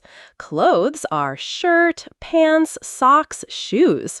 Today, I am wearing a blue shirt and black pants. Breakfast time. Now it's time for breakfast. Breakfast is the first meal of the day. Meal means when you eat food. I love breakfast. For breakfast, I usually eat toast with butter. Toast is bread that is hot and brown. Butter is yellow and tastes good on toast. Sometimes I eat eggs. Eggs come from chickens. I like eggs with salt and pepper. Salt and pepper make food taste better. And I always drink coffee. Coffee is a hot, brown drink. Coffee helps me wake up and feel ready for the day. What do you eat for breakfast? Think about it. Maybe you eat rice, or fruit, or cereal with milk. All breakfasts are good. Going to work. After breakfast, I go to work. Work is my job. My job is teaching English. I love my job because I help people learn. I walk to work. Walk means I use my feet to go somewhere. Walking is good exercise. Exercise means moving your body to be healthy. My work starts at 9 o'clock. 9 o'clock. 9 a.m. I need to be there on time. On time means not late. The walk takes 15 minutes. 15 minutes. That's not too long. While I walk, I listen to music or think about my students. At work. At work, I teach English classes. Class means a group of students learning together. I have 4 classes every day. 4 classes. In each class, there are about 10 students. 10 students. They come from different countries. Different means not the same. Some students are from Japan. Some are from Brazil. Some are from Russia. Some are from Mexico. I love meeting people from different places. Teaching is fun, but also hard work. Hard work means it takes energy and thinking. But when my students learn new words, I feel very happy. Between classes, I have a break. Break means rest time. During my break, I eat a snack and drink water. Snack is a small food, like an apple or cookies. Lunchtime. At 12:30, I eat lunch. Lunch is the meal in the middle of the day. 12:30 means 12:30. Sometimes I bring lunch from home. Bring means I carry it with me. I make a sandwich. Sandwich is 2 pieces of bread with food inside. Sometimes I buy lunch near my work. Buy means I give money and get food. There is a nice restaurant near my work. Restaurant is a place where someone cooks food for you. My favorite lunch is chicken and rice with vegetables. Chicken is a white meat. Rice is small white food. Vegetables are green foods like broccoli or carrots. I eat lunch with my friend Sarah. Sarah is also a teacher. We talk and laugh together. Laugh means when something is funny, you make a happy sound. Afternoon. After lunch, I teach more classes. The afternoon is from 1 p.m. to 5 p.m. Afternoon classes are sometimes different from morning classes. In the afternoon, students are sometimes tired. Tired means you need rest. So I try to make afternoon classes fun and active.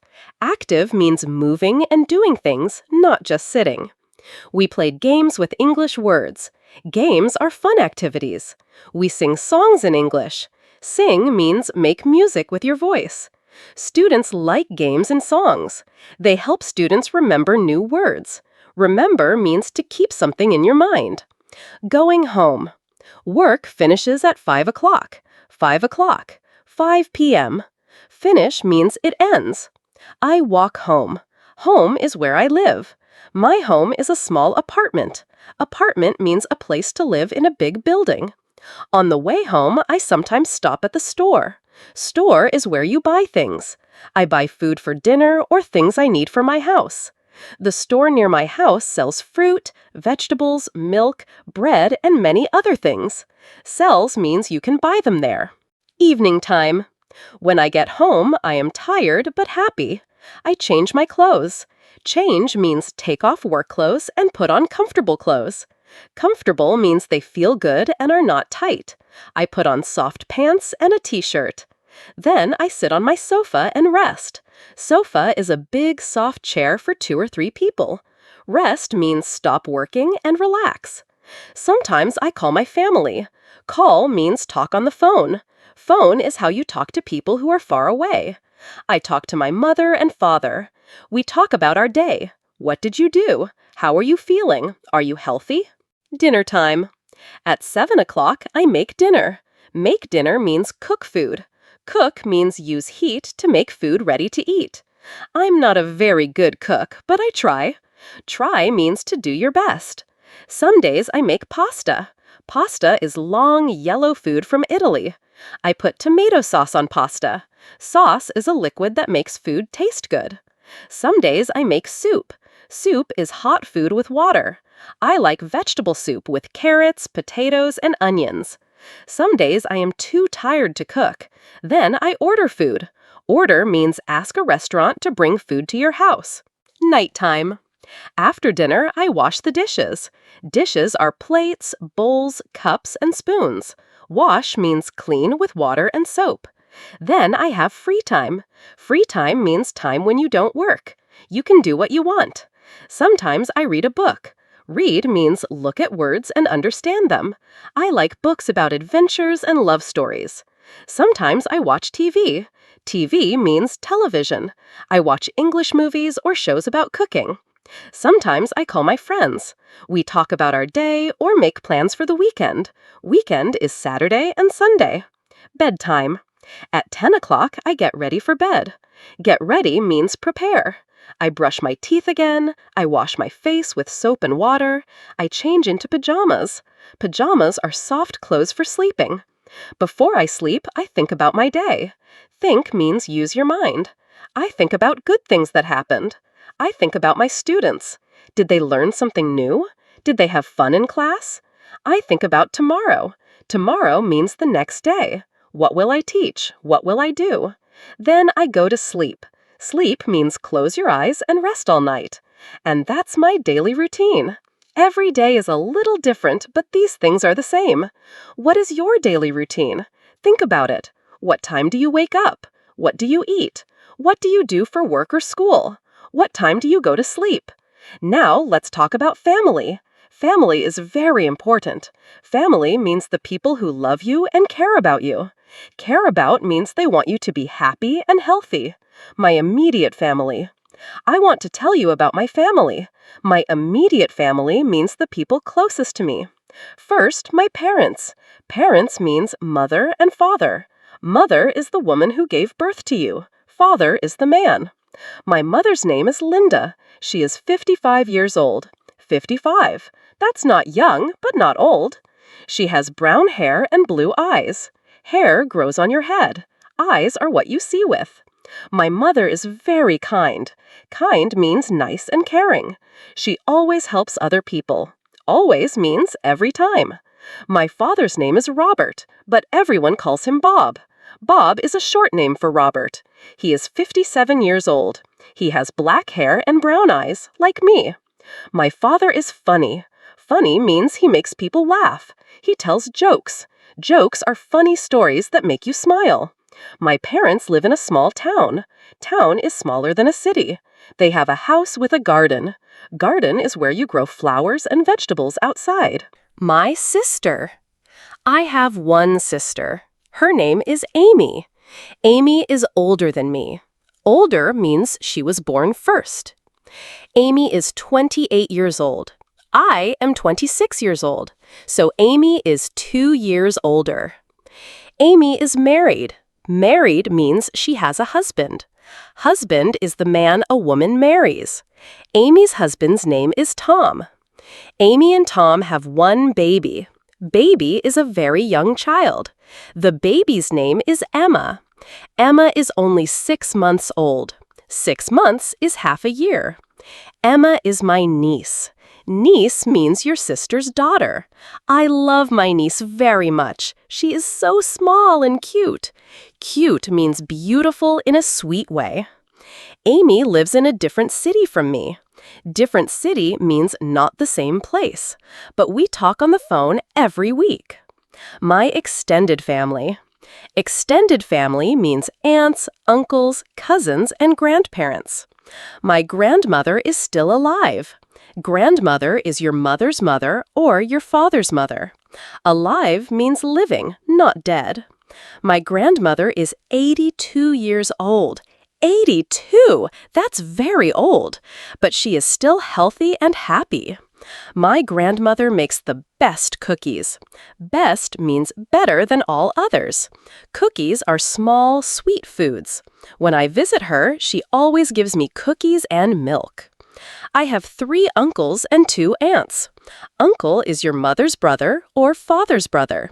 Aunt is your mother's sister or father's sister. I also have 5 cousins. Cousin is your aunt's child or uncle's child. Some cousins are older than me. Some are younger. Younger means born after me. Family traditions. My family has traditions. Traditions are special things we do every year. Every Christmas, the whole family meets at my grandmother's house. Whole family means everyone comes together. Christmas is December 25th. We eat a big dinner together. Big dinner means lots of food. We have turkey, potatoes, vegetables, and pie. Turkey is a large bird. Pie is a sweet food with fruit inside. After dinner, we give gifts. Gifts are presents. We wrap them in pretty paper. Wrap means cover with paper. Everyone is happy at Christmas. We talk, laugh, and play games together. Another tradition is summer vacation. Summer is the hot time of year. Vacation means time when you don't work and you travel or rest. Every summer we go to the beach for 1 week. Beach is where the land meets the ocean. Ocean is very big water. We rent a house near the beach. Rent means pay money to use something for a short time. At the beach, we swim in the ocean. Swim means move in water. We build sand castles. Sand castles are houses made of sand. Sand is small pieces of rock. We have barbecues on the beach. Barbecue means cook food outside on fire. We cook hamburgers and hot dogs. Hot dogs are long meat in bread. Family values. My family taught me important values. Values are ideas about what is right and wrong. One value is honesty. Honesty means always tell the truth. Truth means what really happened. My parents always said, tell the truth even if you make a mistake. This taught me to be honest. Another value is helping others. When someone needs help, we try to help them. Help means do something for someone who needs it. My family volunteers at a food bank. Volunteer means work for free to help people. Food bank is a place that gives food to poor people. Poor means not having money. We also learn to work hard. Work hard means try your best and don't give up. Give up means stop trying. My parents worked hard to buy our house and pay for my education. Education means learning in school. Family challenges. Sometimes families have problems. Problems are difficult things that happen. When I was 15 years old, my grandmother died. Died means his life ended. I was very sad. Sad means unhappy. My grandmother was my father's father. He taught me how to ride a bicycle. Bicycle is something with 2 wheels that you ride. When he died, our family was sad for a long time. But we helped each other feel better. We talked about happy memories. Another challenge was when my father lost his job. Lost his job means the company didn't want him to work there anymore. Our family had less money. Less means not as much. We couldn't buy expensive things. Expensive means costs a lot of money. But my father found a new job after 3 months. 3 months is not too long. And this experience taught us that family is more important than money. Different types of families. I know that all families are different. Some families are big, some families are small. Some children live with both parents. Some children live with only their mother or only their father. Some children live with grandparents or aunts and uncles. Some families adopt children. Adopt means take care of a child who is not born to you. All types of families are good. The important thing is love. Love means caring very much about someone. Family around the world. In my English classes, I learn about families from different countries. In some countries, many generations live together. Generations means grandparents, parents, and children all in the same house. In some countries, families are very big. Parents have many children. In some countries, the oldest son takes care of his parents when they get old. Takes care of means helps and protects. In some countries, families arrange marriages. Arrange means parents choose who their children will marry. These are all different ways to have a family. Different doesn't mean wrong. It just means not the same. What family means to me. For me, family means people who love you no matter what. No matter what means even if you make mistakes.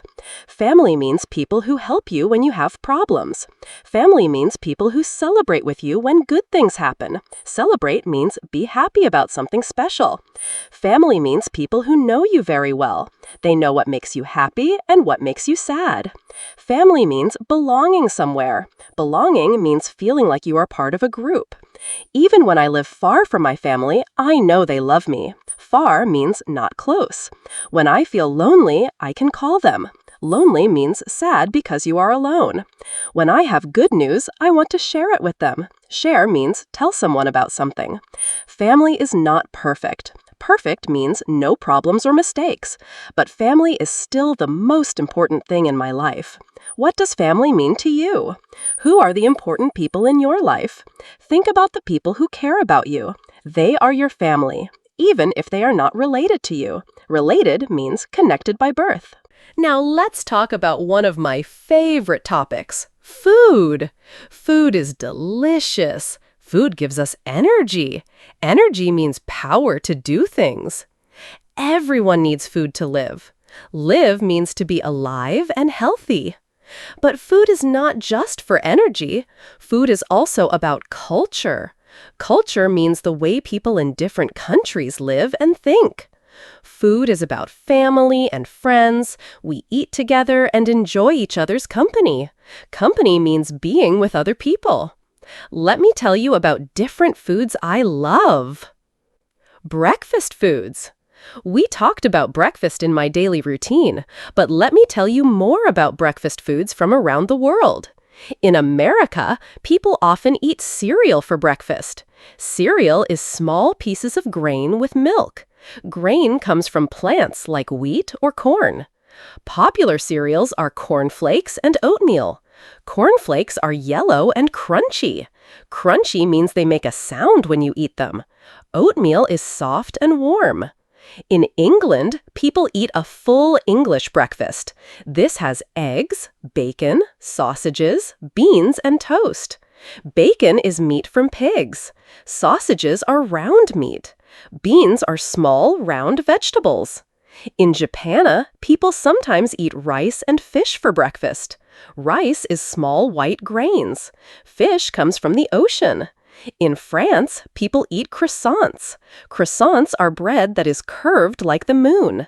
They eat croissants with butter and jam. Jam is sweet fruit sauce. What do you eat for breakfast in your country? My favorite lunch foods. For lunch, I love sandwiches. Sandwich is 2 pieces of bread with food in the middle.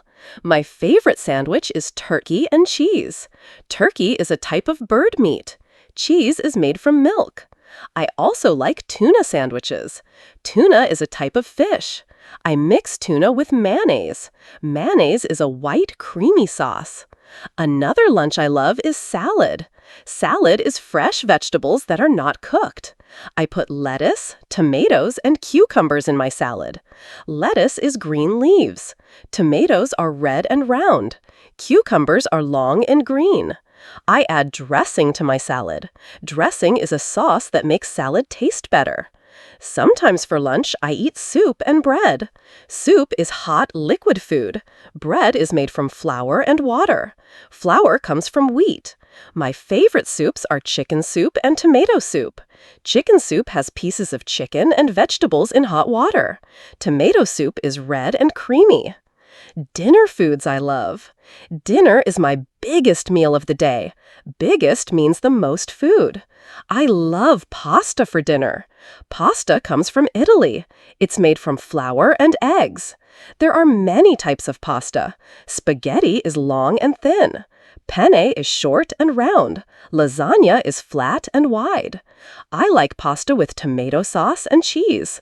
Sometimes I add meat like beef or chicken. Beef comes from cows. Another dinner I love is pizza. Pizza also comes from Italy. Pizza has bread on the bottom and toppings on top. Toppings are things you put on food. My favorite pizza toppings are cheese, pepperoni, and mushrooms. Pepperoni is a spicy meat. Mushrooms are small, round vegetables that grow in the dark. I also love Chinese food. Chinese food comes from China.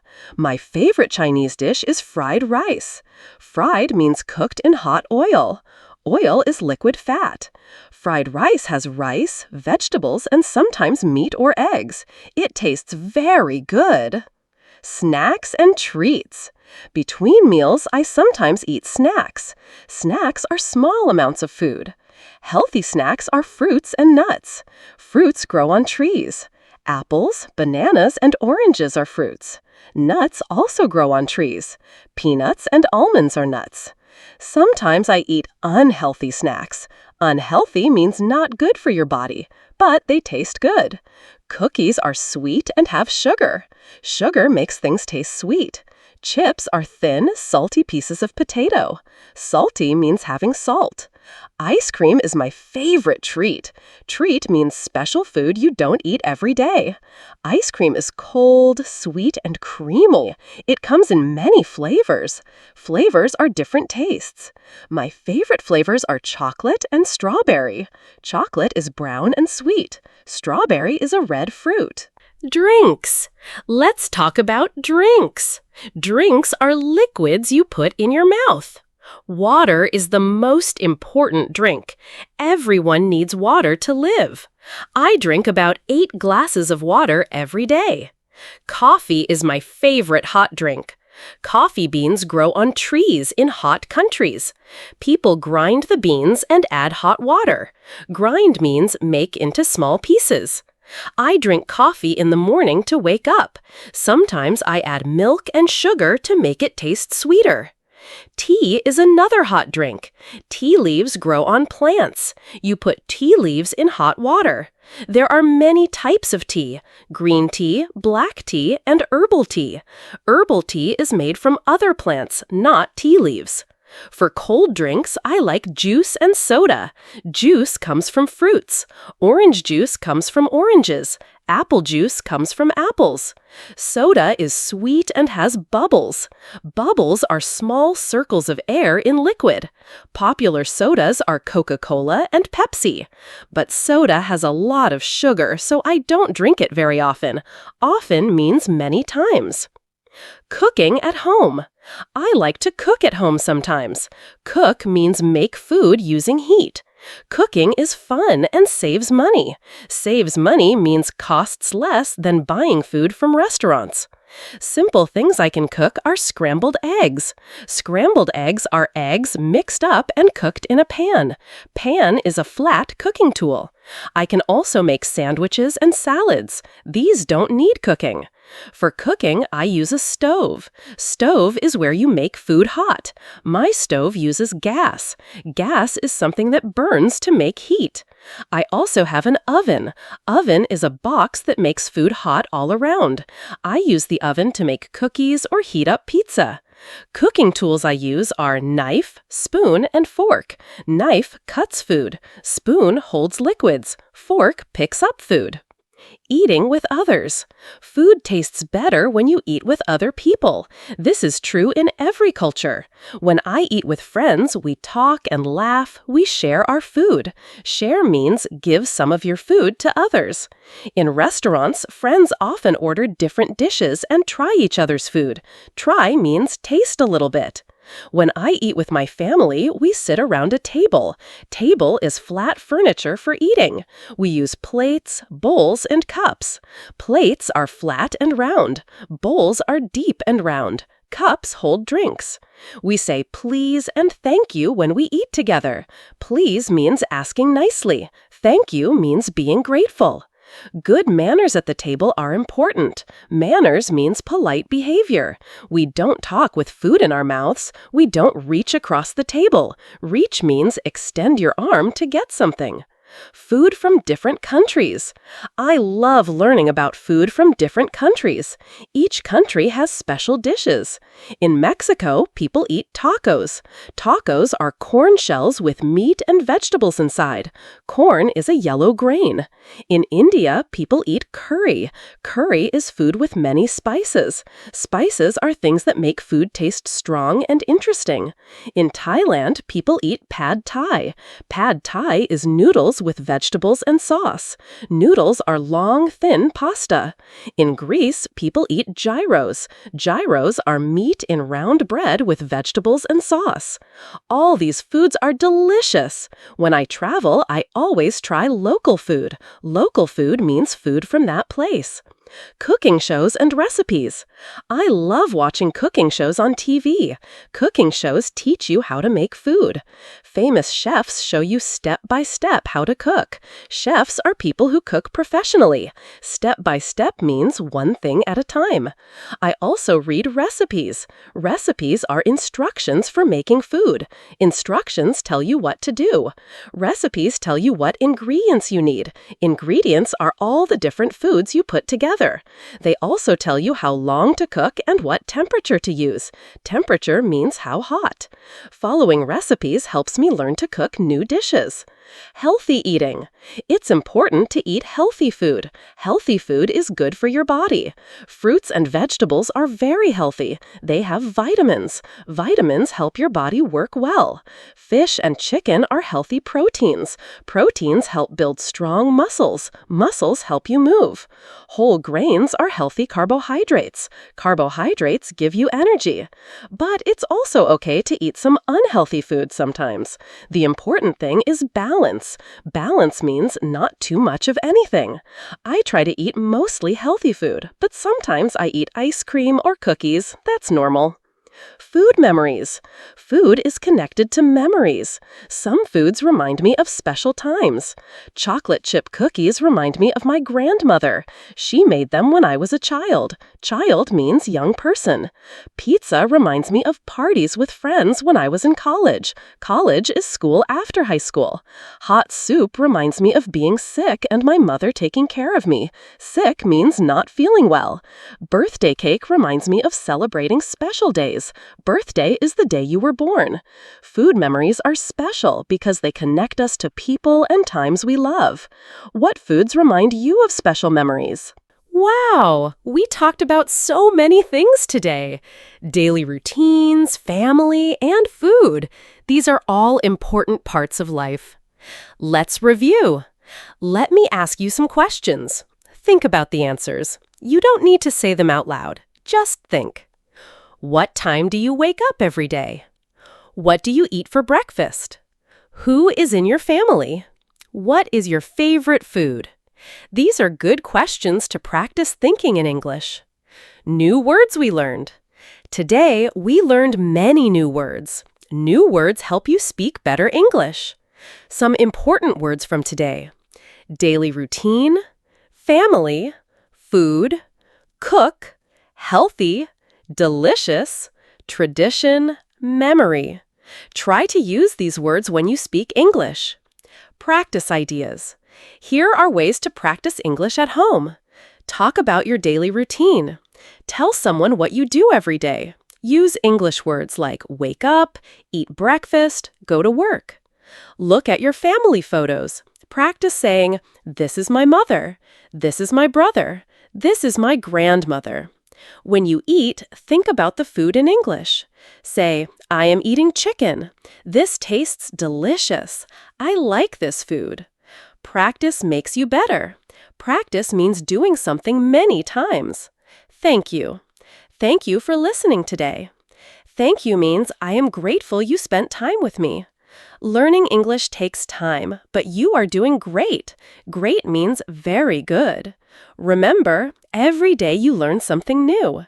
Every day you get better. Don't worry about mistakes. Mistakes help you learn. Be patient with yourself. Patient means wait and don't worry. Next week, we will talk about hobbies and free time. Hobbies are things you do for fun. What do you like to do when you don't work? Do you like to read? Do you like sports? Do you like music? Think about it, and we will talk about it next week. You can find all the words from today on our website. Listen to this episode again if you want to. Until next week, keep practicing English. Keep means continue. This is Mia saying goodbye. Goodbye means see you later. Have a wonderful day. Wonderful means very, very good.